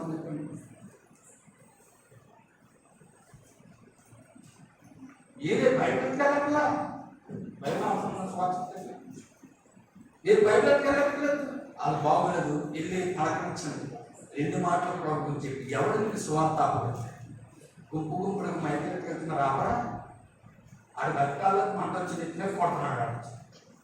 అంటే అదే మీరు కనుక పత్రికలుగా ప్రభు కొరకు సాక్షులుగా నిలబడి ప్రభుని గురించి ప్రత్యేకంగా ఎదగానే మీరు పూజించేవారిని విగ్రహాలు మీరు నరకానికి వెళ్ళిపోతున్నాడు, అక్కడ కొట్టేస్తాడు. అలా చెప్పకూడదు. యేసు ప్రేమను గురించి, మీ చింతలో చేసిన కార్యాల గురించి మీరు ఏది వాళ్ళకి చెప్పాలి. వాళ్ళ గురించి ఎప్పుడు వాళ్ళు ఆరాధించే వాళ్ళని ఎప్పుడు విమర్శన చేయకుండా జాగ్రత్తగా ప్రేమ ముందు ఎలాగానే నీ గురించి సువార్త చెప్పాలనుకున్నాను, దేవుడు నా ప్రయత్నం అనేకింది. వాళ్ళతో కొంచెం వేయాలి, ముందుగా మనసు కలిపి సన్నిహితం చేసుకుంటే మీరు సువార్త గ్రామంలో ప్రతి ఇంటికి సువార్త వెళ్తుందా ఏదో స్వస్థపరుస్తాను ప్రాసెస్ ఇలాంటి కండిషన్ వెళ్తారండి అనుకున్నారా? లేదు. దేవుని స్తోత్రం సువార్త ప్రకటించారు. అప్పుడు యేసుక్రీస్తుని గురించి సువార్త అనేది సంఘమే చేయాలి. సంఘం కాపదగా తీసుకుంటే కాపవాన్ని దేవుడి స్వరూపంలోనికి మారుస్తారు. దేవునికి స్తోత్రం కలుగుగాక. ఇప్పుడు 4వ అధ్యాయం యోహాను పరలోకానికి వెళ్ళాడు. 5వ అధ్యాయం, ఈ 2 అధ్యాయులు స్తుతి ఆరాధన అక్కడ అంత కార్యాలు కనబడతాయి. తర్వాత 6వ అధ్యాయం నుండి 18వ అధ్యాయం వరకు కూడా తీర్పులు, పాత్రలు, ఇవన్నీ చాలా విషయాలు ఉంటాయి. అంటే 7 ఏళ్ల శ్రమల కాలం అక్కడ ప్రారంభించబడుతుంది. తర్వాత మధ్యాకాశం నుంచి మనకు తెలుసు కదా, మరి నాకున్న పుస్తకం మీరు పాటు చేస్తే నాకు ఇబ్బంది కదా, నా వైపు చూడండి, మరి నేను ఎప్పుడు వస్తాను తెలియదు. వీళ్ళు ఏమో తీసుకు రావడం నువ్వు అక్కడ కలుసుకుంటాము. అక్కడికి ప్రసంగం ఏముందో, నాకు ప్రసంగం ఉండదు, స్వచ్ఛంగా దగ్గర ఉండదు, చిన్న ఉండదు, పాస్టర్ ఉండదు. మనం అందరూ కూడా యేసయ్య నామములో స్తుతిస్తూ ఆరాధిస్తాం. దేవుడి స్తోత్రం. 6 నుండి 18 ఎన్ని అధ్యాయాలు చెప్పండి? 6 నుండి 18 వరకు ఎన్ని? 18లో 5 అధ్యాయాలు తీసి ఎన్ని ఉన్నాయి? 13 అధ్యాయాలు 7 సంవత్సరాల కాలం జరగబోయే సంగతుల గురించి రాశాడు. 13 అధ్యాయాలు ఇచ్చాడు. భూమి మీద 7 ఏళ్ల కాలం శ్రమలో జరగబోయే భయంకర విపత్తుల గురించి మాట్లాడుతూ ఉన్నాడు. 19వ అధ్యాయంలో యోధారస పత్రికలో సెలవిచ్చినట్లుగా సకల పరిశుద్ధులతో పరివారంతో మధ్యాకాశంలో భూమి మీదకి వస్తాడు. 20వ అధ్యాయంలో 1000 ఏళ్ల పరిపాలన భూమి మీద జరుగుతుంది. తర్వాత యుద్ధం జరుగుతుంది, తీర్పు జరుగుతుంది. ఇంకా సాతాను ఉండడు, ఈ ఆకాశం భూమి ఉండదు, కొత్త ఆకాశం కొత్త భూమి ఉంటుంది. చెప్పబడి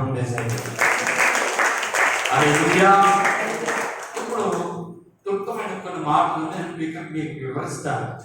ఎందుకు ఉపవాస కొడుకులు పెట్టాలి అనేది తెలియాలి. మనం ఎందుకు మీరు వస్తున్నారో మీకు తెలియాలి. దేవుని దగ్గరికి వస్తున్నారు మీరు, మంచిది. కానీ దేవుని దగ్గరికి వచ్చిన తర్వాత దేవుని యొక్క స్పర్శ, దేవుడితో సత్సంబంధం, దేవుడితో అనుభూతి మీరు పొందాలి.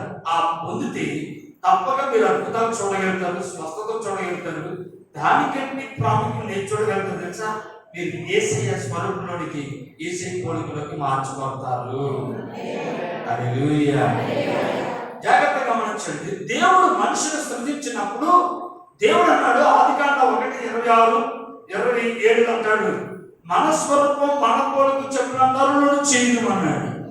అలాగే తన స్వరూపంలో నరులను చేశాడు. ఇప్పుడు ఆదికాండం 5 చూస్తే ఆదాము అంటాడు, నన్ను, అంటే ఆదాము చెప్తున్నాడు, నన్ను ఆయన స్వరూపంలో ఆయన పోలికలో చేసుకున్నాడు. దేవుడి స్వరూపం, దేవుడి పోలిక ఆదాములోనికి పాపం వచ్చిన తర్వాత సాతానుతో సాంగత్యం చేసినప్పుడు దేవుడికి దూరం అయిపోయాడు.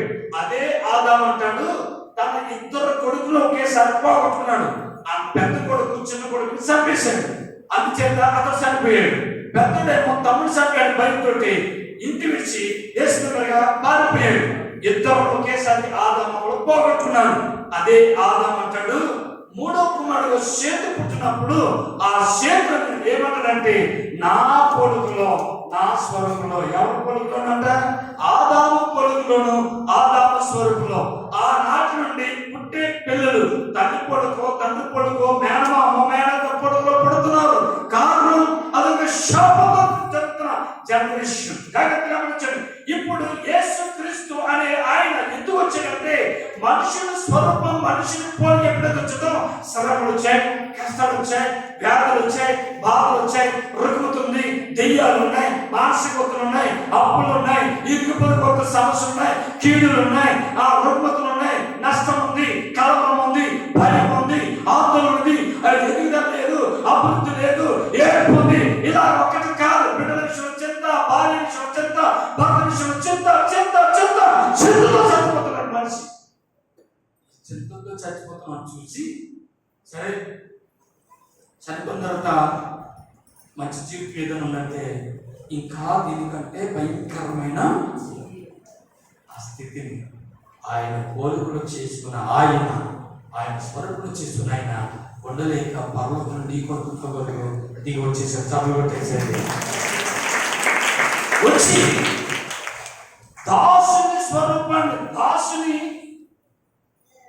పాపి స్వభావం, అపరాధిని, ఇవన్నిటిని ఆయన మీద వేసుకున్నాడు.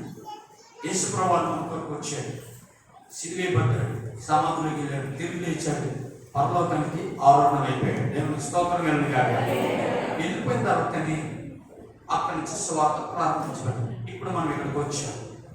ఎందుకు యేసుప్రభు దగ్గరికి రావాలంటే, ప్రభు చెప్పాడు మొట్టమొదటి ప్రసంగంలో, మత్తయి సువార్త 5 మొదటి ప్రసంగంలో వీటిని గురించి, అంటే సంగమా, అన్ని జనులు వీటిని గురించి విచారిస్తారు. ఏమి తిందమా, ఏమి త్రాగుదమా, ఏమి ధరించుకుందామా, అంటే సమస్తం ఇవన్నీ దేవుడి స్థానంలో అని చెప్పేసి, ఇప్పుడు మీరు ఒక ప్రార్థన చేయమన్నాడు. ఏంటి ఆ ప్రార్థన అంటే కనుక, నా నీతిని, నా రాజ్యాన్ని చెప్పండి. ఏం ఎత్తుకాలంట?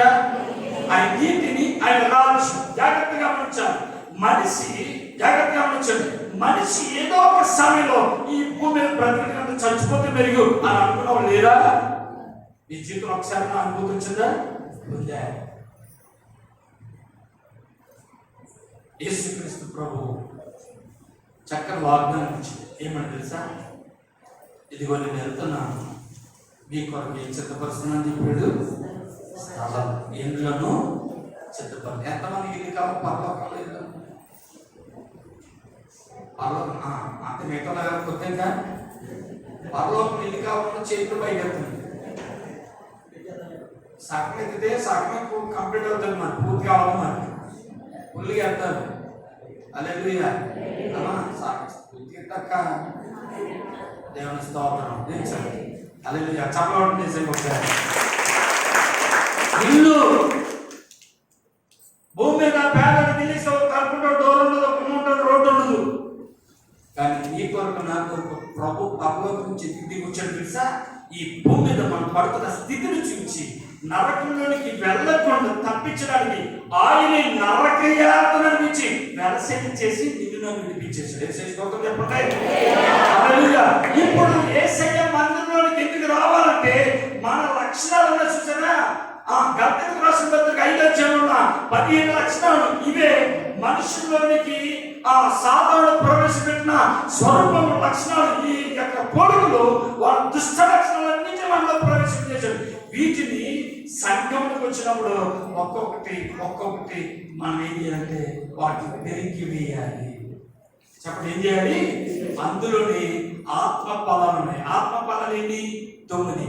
వీటిని మనం ధరించుకుంటేనే క్రీస్తు స్వరూపంలో క్రీస్తు పోలికలోనికి వచ్చేస్తాం. చెప్పండి. ఇప్పుడు మెయిన్ పాయింట్ మనం వద్దాం. ప్రకటన గ్రంథంలో 1వ అధ్యాయంలో 20 వచనాలు ఉన్నాయి. అందులో 1 నుంచి 3వ వచనం వరకు యేసుక్రీస్తు యొక్క ప్రత్యక్షత కనబడుతుంది.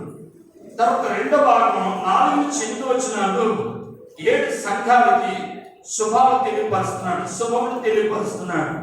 తర్వాత 9 నుంచి 20 వచనం వరకు మనిషి కుమారుడు యొక్క దర్శనం. ఆయన ఒక విజన్ కలిగి ఉన్నాడు. సంఘం పట్ల ఒక విజన్ కలిగి ఉన్నాడు. ఆ విజన్ ఏంటో యోహానికి బయలుపరుస్తున్నాడు. ఇంకా ఎక్కువగా లోతుగా వెళ్ళడానికి అంత సమయం కాదు కాబట్టి ఇప్పుడు 12వ వచనంలో ఏముందంటే, ఇది వినగా నాతో మాట్లాడుచున్న స్వరం ఏమిటో అని చూడ తిరిగి మా వెనక నుంచి స్వరం వచ్చింది. ఈ స్వరం ఏంటో, నాతో మాట్లాడే స్వరం ఏంటో అలా తిరగగా ఏం కనబడదంటే 13వ వచనం అక్కడ చూడండి. తిరుగుగా 7 సువర్ణ దీపస్తంభములను, ఆ దీపస్తంభం మధ్యను మనిషి కుమారుడు పోలిన ఒకరిని చూచితిని.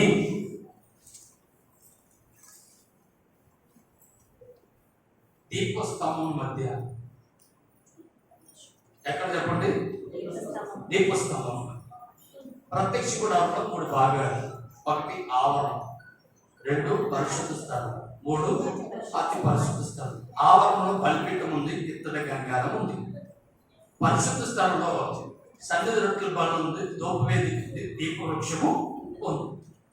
నిర్మాకాండం 25:37 వచనంలో ఈ దీపవృక్షం దేంతో చేయమనంటే మేలిమి బంగారంతో చేయమన్నాడు. దేంతో చేయమని చెప్పండి? మేలిమి బంగారంతో చేయమన్నాడు. మేలిమి బంగారం దేనికి సాదృశ్యం అంటే దైవత్వానికి సాదృశ్యం. చెప్పండి, దేనికి సాదృశ్యం ఉంది? దైవత్వం. ఇక్కడికి మిమ్మల్ని ఎందుకు రమ్మనంటే, ఇక్కడ దీపస్తంభం మధ్యన అంటే సంఘముల మధ్యన ఆయన సంచరిస్తూ ఉన్నాడు. చెప్పండి, ఏం చేస్తున్నాడైనా? నీవు ఈ రోజున ఏ దుఃఖంతో, ఏ సమస్యతో, ఏ బాధతో నన్ను ఎవరు చూడట్లేదు, పట్టించుకోవట్లేదు, నాకు మనసు బాగాలేదు, నాకు పరిస్థితులు బాగాలేదు అనుకుని మీరు వచ్చారు చూసారా? ఇక్కడ ఎవరున్నారని వచ్చారంటే ఆయన ఉన్నాడని వచ్చారు. హల్లెలూయా. ఆయన సంచరిస్తూ ఉన్నాడు. చెప్పండి, ఏం చేస్తున్నాడైనా? సంచరిస్తున్నాడు. ఈ సంచరిస్తున్నవాడు ఎవరంటే దైవ స్వరూపి, దైవమే. దైవమే కూడా సంతరిస్తున్నాడు.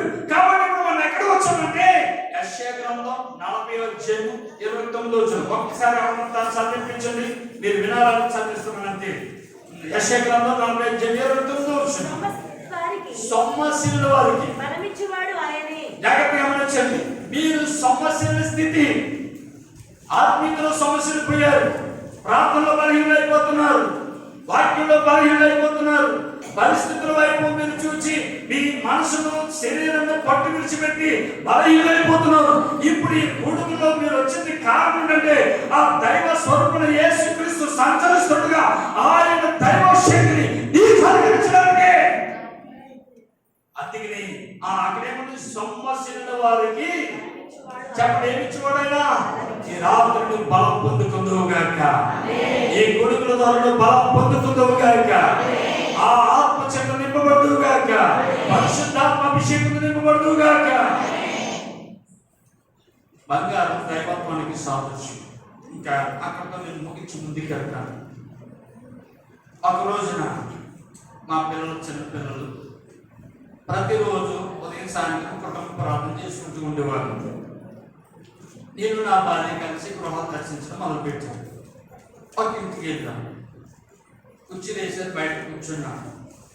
లోపల నుంచి ఆయన రావట్లేదు. మగాయన అమ్మ ఏం రావట్లేదు, వచ్చేస్తాను అన్నారు, కానీ రావట్లేదు. మాకు అర్థం కాలేదు. 8 గంటలకు వెళ్ళాలి, 8:30 ఆయన బయటకు వచ్చాను. ఏంటి ఇంత లేట్కి వచ్చాడు, మేము వచ్చిన కనీసం విలువ లేదు, గౌరవ లేదని మా పడుతూ వీళ్ళకి ఏం ప్రార్థన చేద్దాం అనుకున్నాం కదా అని చెప్పి, ఏం లేదండి అయ్యారు, మొగ రేకులు అయిపోతుందండి. ఏ రేకులు చెప్పండి, ఏ రేకులు? మొగ రేకులు గారు కూర్చొని ఆడవాళ్ళు సీరియల్ చూస్తూ తెలుసు, కానీ మగవాళ్ళు సీరియల్ చూడడం అంటే మొగ రేకులు అని స్టార్ట్ అయింది. ఇలా ఇంకొక ఇంటికి వెళ్దాం, ఇంకో ముసలైన మొగ రేకులు కూర్చొని కదా రావట్లేదు. అని అనుకున్నాడు, ఈ టైంలో రావాలా పాస్టర్ గారు అని అనుకున్నాడు. నాకేమనిపించిందో తెలుసా, అసలు ఏంటి అందులో నాకు ప్రత్యేక మొబైల్లే కూర్చున్నంత ఇంట్రెస్ట్ ఏముందని నేను కూడా మా ఇంట్లో టీవీ ఉంది, మొబైల్ రేపు పెట్టిన ఫస్ట్ టైం సీరియల్ చూస్తున్నాం. ఫస్ట్ టైం 2008 సంవత్సరం, అంతేనా? 2008లో ఫస్ట్ టైం సీరియల్ చూస్తున్న మంచి మూమెంట్లో టెక్ ఆపేసాడు. పగలటేదా ఎవరి ఈట కాపేయడం చెప్పేసి అంత సీరియల్ అన్నగారు చక్కగా తెలిసింది నాకు. అంటే నెక్స్ట్ టైం 2వ రోజుని అటెన్షన్గా ఎన్ని పనులు ఉన్నాయి, ఏమన్నాయి అసలు అవసరం భర్త చచ్చిపోయినా అని ఇక్కడ కూర్చోండి కథలు అంత ప్రభావం. ఇలాగేమని తెలుసండి, 8 గంటల నుంచి 10 గంటల వరకు ఎక్కడ ఉండేవాళ్ళు మేము? సీరియల్ తర్వాత సీరియల్ ఏముంటుంది? ఏ సీరియల్ చూసినా ఉంటుంది, ఈ సెంటిమెంట్ సీరియల్ చూసే మొత్తం అంటే ఏంటి ఉంటాయి. ఇక అట్లా సీరియల్ ఇంట్లో సీరియల్ మొత్తం వెళ్ళిపోయి బతుకు ఎలా చెప్తాను ఏమంటే, ఇప్పుడు యేసుప్రభువు మేము కుటుంబ ప్రార్థన చేసుకున్నాం కదా, కుటుంబ ప్రార్థన 10 గంటలకు చేయడం మొదలుపెట్టాం. అప్పటికి కళ్ళు చూసి అలసిపోయి మొట్టమొదటిగా నేనే నిద్రపోయాను కుటుంబ ప్రార్థన. తర్వాత నేను నిద్రపోయి ఏదో నిద్రపోయేవాడు. అంతే మెల్లగా యేసుప్రభువు గుమ్మాలోకి వెళ్ళిపోయాడు. గుమ్మాలో ఉన్నాడు, ఆ వాకులో ఉన్నాడు, ఆడేమో లోపలికి వచ్చాడు, ఈయనేమో వాకులోకి వెళ్ళిపోయాడు. పరిస్థితులు దారుణంగా అయిపోయింది, గందరగోళం అయిపోయింది, గర్భిణి అయిపోయింది, మానసిక ఒత్తిడి ఎక్కువైపోయింది, బలహీనం అయిపోయింది. మా చిన్న ఆవిడ కొట్టాడు, కన్ను బాగా ఎప్పుకొచ్చి భయంకరంగా ఆగిపోయింది. చావ పరిచయంలో మార్పు వచ్చేసింది. దేవుడి ఆత్మ నాతో మాట్లాడట్లేదు. బలవంతంగా ప్రార్థన, బలవంతంగా వాక్యం చదవడం, బలవంతంగా కూర్చోవడం, బలవంతంగా అవుతా ఉంది. మనశ్శాంతి లేదు, కలవరం, ఆందోళన, ఏదో పిచ్చి కలవలు, దురాత్మలు ఇంటిలో తానుమారుతా ఉన్నాయి. నష్టం కీడు జరుగుతుంది. ఏంటి ప్రభావం ఇలా జరుగుతున్నది?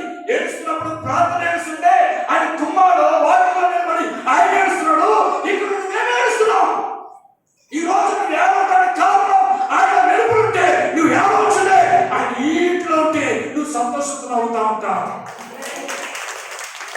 హల్లెలూయా. అప్పుడు తప్పైన టీవీ తీసేసి మారు మనసుతో బలహీనమైన స్థితిలో ఉన్నవారిని, సమస్యల వారిని, శక్తిహీనులు బలమించడానికే ఈ ప్రార్థన కూడుకులో. అందుకే నేను ఇక్కడ సంచరించువాడు ఆయన దైవ స్వరూపేణ. హల్లెలూయా. నెంబర్ 1.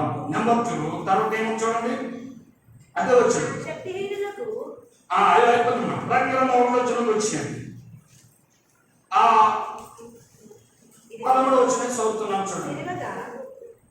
నేను 13వ వచనం చదువుతున్నాను, జాగ్రత్తగా చూడండి. ఆయన తన పాదముల మట్టునకు దిగుచున్న వస్త్రము ధరించుకుని రొమ్ములకు బంగారు కట్టి కట్టుకుని ఉండెను. నాతో చెప్పండి మాట. ఆయన తన పాదముల మట్టునకు దిగుచున్న వస్త్రము ధరించుకుని రొమ్మునకు బంగారు కట్టి కట్టుకుని ఉండెను. ఇప్పుడు అందరూ మోకరించిన ఒకసారి త్వరగా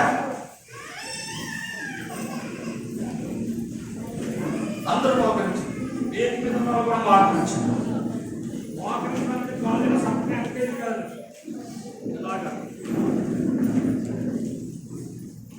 మీరు ఎలా కూడా అనవచ్చు.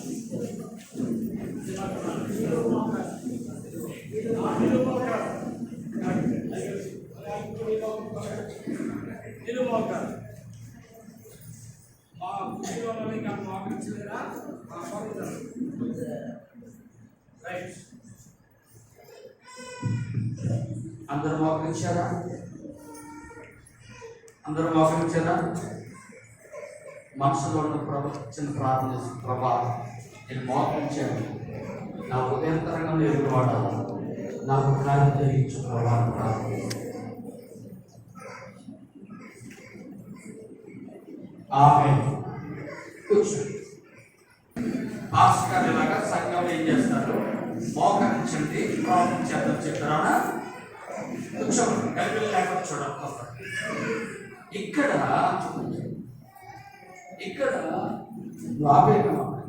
ఇక్కడ ఏమున్నాయి? ఆయన పాద సన్నిధి ఉంది. చెప్పండి, ఏముంది? ఆయన పాద సన్నిధి. ఆ పాద సన్నిధిలో ఆకాశం సింహాసనం. ఆయన వస్త్రపు చెయ్యి ఎక్కడుంది? ఆలయంలో ఉంది. చెప్పండి, ఎక్కడుంది? ఆయన పాద సన్నిధి ఇక్కడ ఉంది. ఆయన పాద సన్నిధి నుంచి ఇప్పుడు నా వస్త్రాలు ఎక్కడ ఉన్నాయి? శీలమాన కింద ఆకున్నట్టు అంతేనా? స్త్రీలు కానీ పురుషులు కానీ. ఇప్పుడు ఆయన వస్త్రం ఎక్కడుంది? సన్నిధిలో ఉంది. ఇప్పుడు మీరు మోకరించింది ఎక్కడ? ఆయన పాదాల మీద. ఆయన పాదాల మీద మీరు మోకరించండి. పాదాలే పడటం. మార్చిన దైవజనుడు 22వ వచనంలో యాయీరు అనే వ్యక్తి తన ఇంటిలో మరణకరమైన పరిస్థితులుంటే ఎక్కడ కూర్చుంటే యేసు పాదాల పడి మిక్కిలి పదిమారుకొనులో నీ సమస్యకి పరిష్కారం, నీ ఆత్మీయ చింతకు దిద్దుబాటు ఆయన పాదాలే కారణం. హల్లెలూయా. అందుచేత పాదాల పడి ఆయన మిక్కిలి ప్రతిమారుకొనుగా ఆయన ఏం మాట్లాడదు. లేచి మొదలు పెట్టాడు. గర్భం నుంచి బయలుదేరి అంటున్నాడు. మధ్యలో ఫస్ట్ ఏది సర్కిల్లో కావడం. ఎవరంటే రక్తస్రావం కలిగిన ఎన్ని సంవత్సరాలు బాధపడుతుంది? ఆమె పడుతుందంటే చాలా మంది చెప్తాను. ఆదివారం ప్రార్థన చేయాలంటే నడుచుకుందండి. నీ నడుము లేకుండా నడుచుకుందని కదా నడుచుకొచ్చాను. నిజం తల్లిపోందండి. రాలేపండి తల్లిపే పోదెక్కడి ఎవరి దగ్గర అబద్ధమాడు? అనే సత్యం ఎక్కడ అబద్ధమాడారు? పరిశుద్ధాత్మ దేవుడు ఎదుట అబద్ధపడి ప్రాణాలు పోగొట్టున్నావు. దేవుడు మందిరానికి నువ్వు ఎందుకు రాదు? ఉన్నతున్నట్టు దర్శనంతో చెప్పే అబద్ధమాడు ప్రమాదం. ఈమెనుకుంది 12 సంవత్సరాలు రక్తం స్రవించింది. సమస్యలపై ఎన్నికలకి ఏమాత్రం చర్మం. ఆమె ఏమనుకుందో తెలుసా? నేను ఆయన వస్త్రం ముట్టుకుంటే బాగుంటుంది. చెప్పండి, ఏమనుకుంది? వస్త్రంలో ఏముంది? ప్రభావం ఉంది. చెప్పండి, ఏముంది? వస్త్రంలో ప్రభావం ఉంది. ఇక్కడ ఎందుకు నిన్ను రమ్మాలంటే ఆయన ప్రభావానికి అవసరం. ఆయన పాదానికి అవసరం. నీ ఇంటికి ఆయన రావాలి. నెంబర్ 2 ఆయన ప్రభావం నీ జీవితంలోనికి రావాలి. హల్లెలూయా. లోకంలో మనల్ని ఓడించును, మన బలహీనపరచును, నష్టపరచును, ఇబ్బందులు గురించేను, ఎందుకు బ్రతకాలని చచ్చిపోవాలని కోరికలు పుట్టించి గందరగోళం చేసే వాటిని జయించడానికి ఇక్కడే నీకు ప్రభావం దొరుకుతుంది. ఆమె వచ్చేసింది, వస్త్రం ముట్టుకుంది, ఆమె బాగుపడిపోయింది. ఈయన ఏమన్నాడు? నన్ను ఎవరు ముట్టుకున్నాడు? నాలో చేయలేదన్నాడు ఆయన. ఆయన ఇక్కడ ఉండగా నువ్వు వచ్చావు, వెళ్ళిపోతావు. ఇక్కడికి వచ్చినవాడు ఆయనలో ప్రభావం అవి నీలోనికి రావాలి. ఆయనలో ప్రభావం నీలోనికి రావాలి. అందుకే నువ్వు ప్రార్థన ఎందుకు ఇక్కడికి వచ్చావుంటే, ప్రభా నేను జయించలేనంత ప్రభావం నాలో ఉన్నాయి. పాపాన్ని జయించలేకపోతున్నాను, ప్రార్థన జీవితం ఎదగలేకపోతున్నాను, వాక్యం ఎదగలేకపోతున్నాను, పరిశుద్ధాత్మక నింపుదల కలగలేదు, దైవ లక్షణాలు కలిగి దేవుడి వైపు చూడలేకపోతున్నాను, లోకంలో విచారణ చెత్తతో నలిగిపోతున్నాను. కాబట్టి వీటిని జయించడానికి నీ ప్రభావం నాకు కావాలని నీ వస్త్రం బాగుపడదు. విశ్వాసంతో రా. అది రోగమైన కానీ సమస్య కానీ కుటుంబంలో ఏ పరిస్థితి అని ఆయన సమస్తములోంచి నీకు విడుదల కలుగుతా ఉంది. అర్థమవుతుందా? సంఘముల మధ్యన సంచరించుచున్న వాడు చెబుతున్న మాట చెవుగల వాడు ఈ రాత్రి నీలో అని ప్రభావం ఇవ్వబడాలి. అనుకున్న లోకం 12 సంవత్సరాలు అనుకున్నదంతా వెయ్యమైపోయింది, అన్ని ఖర్చు పెట్టేసిందంతా. యేసు సువార్త చెప్పండి, ఏ వార్త? ఆయన సువార్త నిన్ను బ్రతికిస్తుంది, ఆయన సువార్త నిన్ను రక్షిస్తుంది, ఆయన సువార్త పాప ఊపిరి నుంచి వెలుపలికి తీసుకొస్తుంది, ఆయన సువార్త కుప్పకొలుపు నిన్ను లేవనెత్తి నిలబెట్టగల శక్తి యేసయ్య సువార్తలో ఉంది. ఆ సువార్త విన్నది అంతే, నాకు జబ్బు ఉంది, రోగం ఉంది, నడవలేదు, ఆయన దగ్గరికి వెళ్ళాలి అనుకుంటున్నాను. ఇలాంటి విశ్వాసంతో రా ప్రభు మందిరానికి. నువ్వు ఖచ్చితంగా అద్భుతము వాయిదాలో ఉండాలి కదా. ఈలోపు కొంచెం కబురు వచ్చింది. ఏమని? అయ్యా నీ బిడ్డ చచ్చిపోయింది, నువ్వు త్వరగా వస్తే మరి చీకటి దీపాలు పొయ్యి వెలిగించుకోవాలి కదా, మీరు దాన్ని నేను కబురు వచ్చింది. ఆ బోధకు నీకు ఈశ్వరం ఇబ్బంది పెట్టింది, త్వరగా వస్తే వెళ్దామన్నాడు. అప్పుడు వరకు ఆయన మాట్లాడాడు అయ్యతోటి. చెప్పండి, మాట్లాడా? మాట్లాడు. మీరు మీకంటే అనుభవం వచ్చినప్పుడు దేవుడి కార్యం చూస్తున్నారు, మీరు విశ్వాసం జరగలుగుతున్నారు, దాని దేవుడి కార్యం చూడబోతున్నారు. అప్పుడు మీలో నిరుత్సాహం వస్తుంది. వెంటనే వచ్చింది, స్వస్థత వచ్చింది. నేను ఇక్కడ బతిమాలగా ఈయన ఎప్పుడో వచ్చాడు, వచ్చి మనకి స్వస్థత దొరుకుతుంది కదా, ఇక్కడ అయిపోవాలా? ఆమె జరిపోతే వచ్చేది కదా, ఇలా ఇంకా కబురు రాకపోతే ఈ రాకముందు నేను వచ్చి బతికేసింది కదా అని మనసులో ఒక రకమైన భావం కలిగింది. అప్పుడు యాయూతో మాట్లాడుతున్నారు తెలుసా? యాయూరు నమ్మిక మాత్రమే చెప్పండి ఏంటది? ఇప్పుడు ఈ సన్నిధిలో ఇక్కడ నువ్వు కాచిన కన్నీరు, నువ్వు చెప్పిన ఆ మనవులు ఆయన మర్చిపోడు. హల్లెలూయా! నువ్వు మర్చిపోయావు. నువ్వు అడిగిన మనం వినపంలో ఏ వినపం చేశాడు? అయ్యా నువ్వు నా ఇంటికి వచ్చి నా బిడ్డ మీద చేయబెడితే ఆమె నేస్తానన్నాడు, అంతే అడిగింది. ఈలోపు పరిస్థితులను బట్టి మనం గందరగోళం చెందుతుంటాం. కడిగిన వాడి పాదాల దగ్గర వచ్చాం, పాదాల పని మీకు మోకరింప చేసింది. ఆయన పాదాల పనులు ఎవరు కూడా తృణీకరించేవాడు విడిచేవాడు కాదు. ఆయన మన ఇంటిలోకి రావాలి. చెప్పండి, ఎక్కడికి రావాలి? ఎక్కడికి రావాలి? మన ఇంటిలోకి రావాలి. చెప్పండి, ఎక్కడికి రావాలి? మన ఇంటిలో అపవిత్రమైన పాటలు ఉండకూడదు, అపవిత్రమైన సంగతులు ఉండకూడదు. దేవుడి ఆత్మ సంచరిస్తూ ఆ ఇల్లు దైవ గృహమై ఉండాలి, ప్రార్థన గృహంగా మారిపోవాలి. ఇల్లు ప్రార్థన ఇల్లుగా, దైవ గృహముగా, దేవుడి ఇల్లుగా, సువాసన కలిగిన ఇల్లుగా, జీవం కలిగిన ఇల్లుగా మార్చబడి సంతోషంగా ఆశీర్వాదాలతో నింపబడ్డాయి. హల్లెలూయా! ఇప్పుడు 3వ వచనం 14వ వచనం చదవండి. ఆయన తలయు తల వెంట్రుకలను తెల్లని ఉన్నిని పోలినవై ఏమంతా ధవళముగా ఉండెను. చాచా ఏముంది అక్కడ? ఆయన తలయు తల వెంట్రుకలను తెల్లని ఉన్నిని పోలినవై. ఒకటి, ఆయన సంచరిస్తున్న ఆ దైవ స్వరూపం, ఆ ఆత్మస్వరూపంతో నింపబడిన వాడు ప్రార్థన పరుడుగా మార్చబడాలి. అంటే ఆయన పాదాలను కావాలి, ఆయన వస్త్రం కలిగిన భూమిలోనికి ప్రభావానికి నువ్వు రావాలి. ఈ వచ్చిన వాడు ఎలా మారాలో తెలుసా? తెల్లని ఉండిని పోయినవై అంటే దేని సూచిస్తుందంటే పరిశుద్ధతను సూచిస్తుంది. చెప్పండి, దేని సూచిస్తుంది? పరిశుద్ధత. మన జీవితాన్ని పరిశుద్ధంగా మార్చాలి. మనం ఆరాధిస్తున్న దేవుడు పరిశుద్ధుడు, కామ క్రోధ మత మత్సరం దంభము లేనివాడు, పవిత్రుడు, ఆయన పరిశుద్ధుడు. ఇప్పుడు ఆయన ఇక్కడికి మన నిధి పిలిచాడంటే తెలుసా? ఈ లోకము శాపగ్రస్తమైన లోకం, ఈ లోకము అపవిత్రమైన లోకం, ఈ లోకం మాయ లోకం, ఈ లోకం మోసగల లోకం, ఈ లోకం చెడిపోయిన లోకం, ఈ లోకం కష్టంతో కూడిన లోకం, ఈ లోకం వ్యాధులతో కూడిన లోకం, ఈ లోకం అప్పుడు బాధలు కలిగిన లోకం, ఈ లోకం ఇంట్లో ఏడుతో కూడిన లోకం, ఈ లోకంలో మరణకరమైన లోకం. ఈ లోకంలో నువ్వు నేను వండుకోవాలంటే ఆయన ముందు స్థానంలోకి వెళ్ళాలంటే మన పరిశుద్ధులుగా మార్చబడాలి. హల్లెలూయా!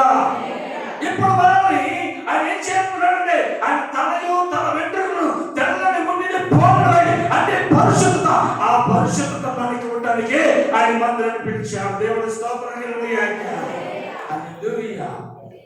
ఇప్పుడు ఆయన దైవ లక్షణాలకి దైవ స్వరూపం మార్పు చెందాలి. ఇకపోతే ఇక చూసుకుందాం. తర్వాత వచ్చిన చదవండి అక్కడే ఆ వచనంలోనే. ఆయన నేత్రములు అగ్ని జ్వాలవలే ఉండేను. చాలు చాలు. ఆయన నేత్రములు అగ్ని జ్వాలవలే ఉండెను. నేను మందిరానికి వస్తున్నాను, బైబిల్ తరబి తీస్తున్నాను, సేవకుడిగా బోధిస్తున్నాను, నా రహస్యాలు నీకు తెలియదు. ఎవరికి తెలుసు? ఆయన నేత్రాలు అంటే హృదయాంతరంగ స్వభావం పరిశీలన చేయగలిగిన స్కానింగ్ అది. ఏ నేత్రాలు అవి? ఆ నేత్రములు అగ్ని జ్వాల వంటివి.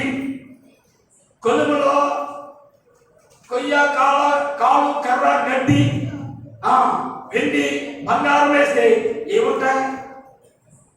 వెండి బంగారం ఉంటుంది, మిగతా ఏమైపోతాయి? కాలిపోతాయి.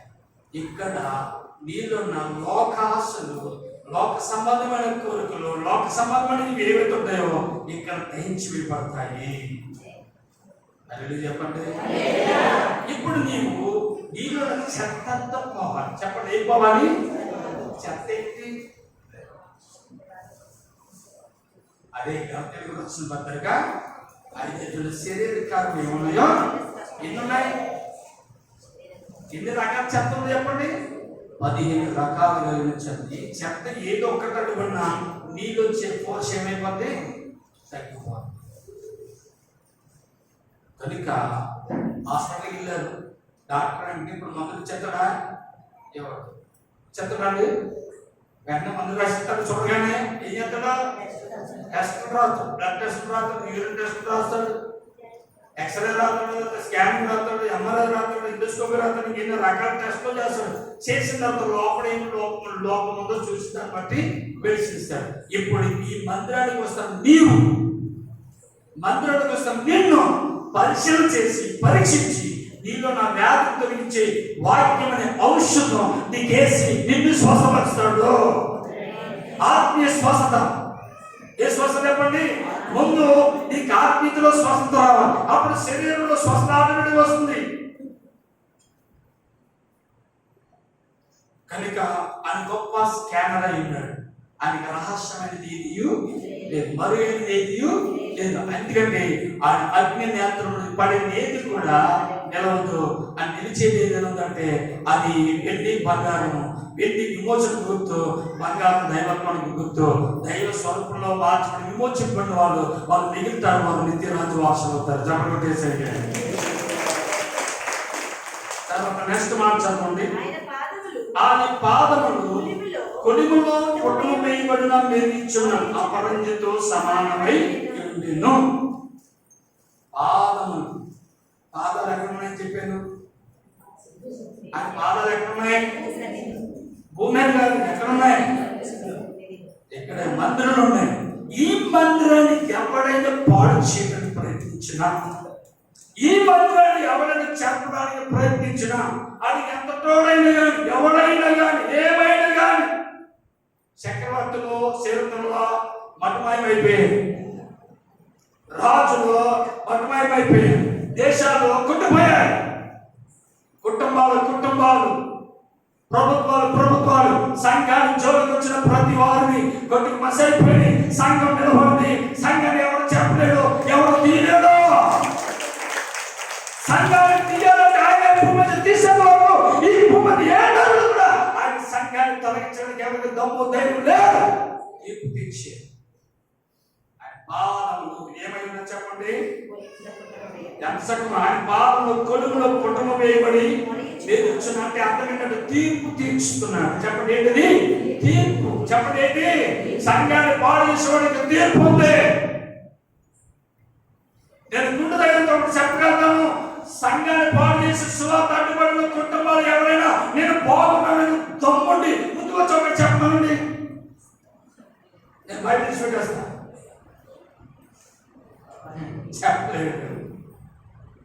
కాళ్ళతో తండ్రితాడు, బూతులు తిడతాడు, నోటితో వ్యతిరేకిస్తాడు, సంఘంలో డిస్టర్బెన్స్ అంటాడు, ఇక్కడ పెట్టకూడదు అంటారు.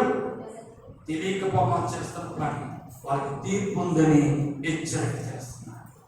చెప్పండి ఎవరికి? సంఘాన్ని, ఆయన పాద సన్నిధిని ఎవరు డిస్టర్బ్ చేస్తున్నారు? విశ్వాసైనను. ఇక్కడ ఒక గుర్తు పెట్టుకోవాలి, సంఘ కాపుడు నీకు హెచ్చరిక చేస్తున్నారు.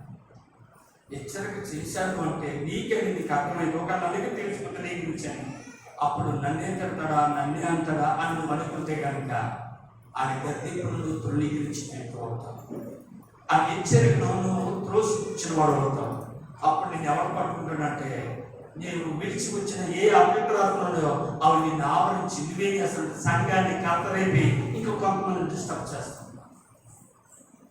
ఒకసారి లేచిన పండు అందరూ కూడా ఒకసారి లేచిన పండు ఇలా చేతిలో చెయ్యి మగలే ఆడు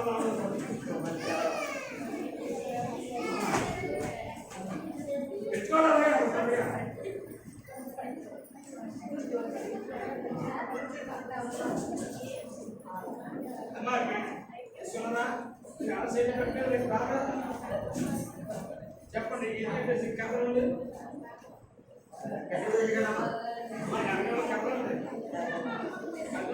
చేతులు ఉన్నాయా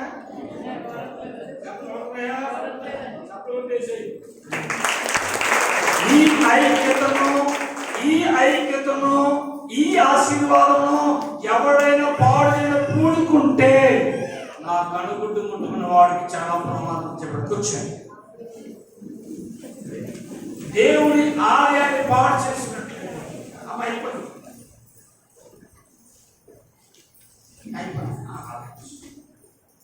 సంఘం ఒకవేళ నీకు మనసుగా నచ్చలేదు, ఖాయమైంది, ఇబ్బంది అయింది, దైవసేవకుడితో అయింది, అది వెళ్ళిపోయింది. కుటుంబంలో కరెక్ట్ వచ్చింది, భర్త చేస్తావా? కుటుంబంలో కరెక్ట్ వచ్చింది, భార్య చేస్తావా? కుటుంబంలో అమ్మ నాన్న ఏదన్నారు నిలుచుకు పారిపోతావా? ఎవరికి నష్టం? వెళ్ళిపోయి వాడికి నష్టం. లోతు వెళ్ళిపోయాడు, కుటుంబం నాశనం అయింది. కయ్యను పిలిస్తే వెళ్ళిపోయాడు, దేవుడే పిలిచాడు, వెళ్ళిపోయాడు. ఆదాము దేవుని ఆజ్ఞను ఉల్లంఘించాడు, ఇద్దరు పోగొట్టుకుని ఏదేడు తోటలు బయటకు త్రోసివేయబడ్డాడు. త్రోసివేయబడి మనం వచ్చాము. ఇప్పుడు ఆదాము త్రోసివేయబడ్డాడు, యేసు ప్రభువు మనం చేర్చుకున్నాడు. చెప్పండి ఎక్కడైనా ఈ చేర్చుకునే గుంపులో మీరు ఉన్నారు. ఇప్పుడు మరలా బయటకు వెళ్ళే గుంపులోకి వెళ్ళదు. దయచేసి హెచ్చరిక చేసినా గద్దించినా ఏది చేసినా ఒకటే గుర్తుపెట్టుకో, శుద్ధ శాంతితో బంగారం చెక్కపోతే నీ చెవికి వస్తుందా, నీ మెడకు వస్తుందా, నీ చేతికి వస్తుందా? అక్కడ బ్యాంకులు పెట్టి డబ్బులు తెచ్చుకుని అవసరం తీర్చబడుతుందా? తీర్చబడుతుంది. అంటే బంగారాన్ని కొడితే శాంతితో శుద్ధి శాంతి కొట్టలు ఏమవుతుంది? అది దాని రూపు మారుతుంది, అద్భుతమైన విలువగా పెరిగిపోతా ఉంటుంది, వాల్యూ పెరుగుతుంది. గద్దింపు హెచ్చరిక నీకు వస్తుందంటే నువ్వు గుర్తుపెట్టుకోవాలి, యేసయ్యను ప్రేమిస్తున్నాను గుర్తుపెట్టుకోవాలి. చెప్పండి, ఏం గుర్తుపెట్టుకోవాలి? యేసయ్యను ప్రేమిస్తున్నాడు. చెప్పండి, ఏం చెప్పండి అందరూ. ఎప్పుడు ఎప్పుడు గర్వించినప్పుడు, ఎప్పుడు హెచ్చరిక చేశారు. నన్నే తిడతారా నన్నే తిడతారా అని ఎలా కాదు. మీరు ఉంటేనే సేవకులు పిల్లలు, మీరు ఎవరు లేనప్పుడే సేవకులు పిల్లబడ్డాడు, అప్పుడు పోషించుకుంటాడు, పిలిచుడే పోషించబడుతుంది. హల్లెలూయా. కాబట్టి మీరు భయభక్తులు కలిగి దేవుడు చివరి ఇంకో మాట మనం చూద్దాం, చూసి ముగిస్తున్నాను. ఆయన కంఠస్వరం విస్తార జల ప్రవాహముల ధ్వని వలె ఉండెను. కంఠస్వరం, కంఠస్వరం చెప్పండి, ఏంటది? కంఠస్వరం చెప్పండి, ఏ స్వరం అది? కంఠస్వరం. ఆయన మాట్లాడుతుండగా మనం వినవలసిన వారిని. ఈ డైలాగ్ సినిమాలో పెరుగుతుంది. నేను మాట్లాడుతున్నప్పుడు ఏమంటారు, ఏంటది? ఆ సినిమా చూసారు నాటని చెప్పేసి సినిమా వాళ్ళు ఉపయోగిస్తారు. ఈ క్యారెక్టర్స్ మీరు కూడా చూసారంటే కనుక నేను చూడలేదు, వింటున్నాను, మాట్లాడుతున్నారంటే. సంఘంలో ఈశ్వరం దేవుడు తన సేవకుడితో సంఘము ద్వారా, సంఘ సేవకుడు ద్వారా ఆయన స్వరం మీకు వినబడుతున్నప్పుడు లోపడాలి. అని పిలవగానే దేవుడు చాలా తలదించి చెప్తాం, ప్రభా సెలవీయునైనా అని దీనత్తున్నాడు. వాడ కట్టండి, కట్టేశాడు. వాడ కట్టడం చేత కాదు, నీకు చేత కాని పని ఏదున్నా ఆయన చేతలైన చేసింది కనపరచేవాడు ఆయనే. నీకు తెలియని విషయాలు తెలియపరచేవాడు ఆయనే. నీకు ఆలోచన ఆలోచించేవాడు ఆయనే. బలం లేకపోతే నీకు బలం ఇచ్చేవాడు ఆయనే. కృపపైన లేవనెత్తేస్తాడు ఆయనే. ఎక్కడ నిందించాడు అక్కడ నీకు కనపరచేవాడు ఆయన. చెప్పడం ఆయన పాదాలను వచ్చాడు. ఆయన కంఠస్వరం, ఆయన కంఠస్వరం భూలోకంలో ఉంది, కానీ ఆ సంఘం వచ్చిన వారికి మాత్రమే ఆ స్వరం వినబడుతుంది. మరలా ఈ స్వరము ఆయన ఒక దినం వచ్చినప్పుడు ఈ స్వరాన్ని తీసేస్తాడు. ఆయన స్వరం వినడానికి కోసం ప్రజలు పరిగెడతారు, రొమ్మగొట్టుకుంటారు, ఏడుస్తారు, ఏస్తాడు. ఆయన దగ్గరికి స్వరము అదే ప్రార్థన చేశాడు. అబ్రాహ్మా అని పిలవగే, చిత్తంనైనా నేను చూపించే దేశానికి వెళ్ళు, నీ స్వజనం విడిచిపెట్టు, నీ బంధువులు విడిచిపెట్టు, నేను ఆశ్రయం చిత్తం ప్రభా అని ఎవరైతే ఆయన స్వరానికి లోపడతాడో వాడు దీవుని పొందుతుంటాడు. ఆమేన్. తర్వాత నెక్స్ట్ మాట ఏంటి? ఆయన తన కుడి చేత 7 నక్షత్రం పట్టుకుని, అంటే సంఘము నక్షత్రం అంటే దూత అనగా సేవకుడు ఆయన కుడి చేతున్నాడు అనగా సంఘము ఆయన కుడి చేతిలో ఉంది. చెప్పండి, సంఘం ఎక్కడ చెప్పండి. ఈ కుడి చేతిలో ఉన్న సంఘం నిన్ను నన్ను ఎవడు అపహరింపలేడు. హల్లెలూయా. నిన్ను ఎవడు నాశనం చేయలేడు, ఎవడు నిన్ను పాడు చేయలేడు. కారణం ఇప్పుడు ఎక్కడున్నా నీవు? చెప్పండి, ఎక్కడున్నావు? ఆయన కుడి చేతిలో, కుడి చేతిలో. ఒక పిల్లడు తండ్రి చేతి పట్టుకుని ఇద్దరు రాయకుండా ప్రయాణం చేస్తా ఉన్నారు. వారికి ఏదో కనబడిన ఆకర్షణగా తండ్రి చేతి పెట్టి చెప్పిపోయింది. వెళ్ళిపోయేసరికి ట్రైన్ వస్తుంది, వీడి కాలు 2 పట్టాల మధ్యన ఇరుక్కుపోయింది. చెయ్యి వదిలితే ఇరుక్కుపోతా. అది నువ్వు ఆయన చేయి పట్టుకోవడం కాదు, నిన్నే ఆయన పట్టుకోవాలి. ఇప్పుడు ఆయన పట్టుకున్నాడు అనుకోండి, నువ్వు వెళ్ళాలనుకుంటే వెళ్తాడా? వెళ్ళనోడు. అది ఎవరి చేతులు ఉన్నావు? చెప్పండి, ఎవరి చేతులు ఉన్నారు? అది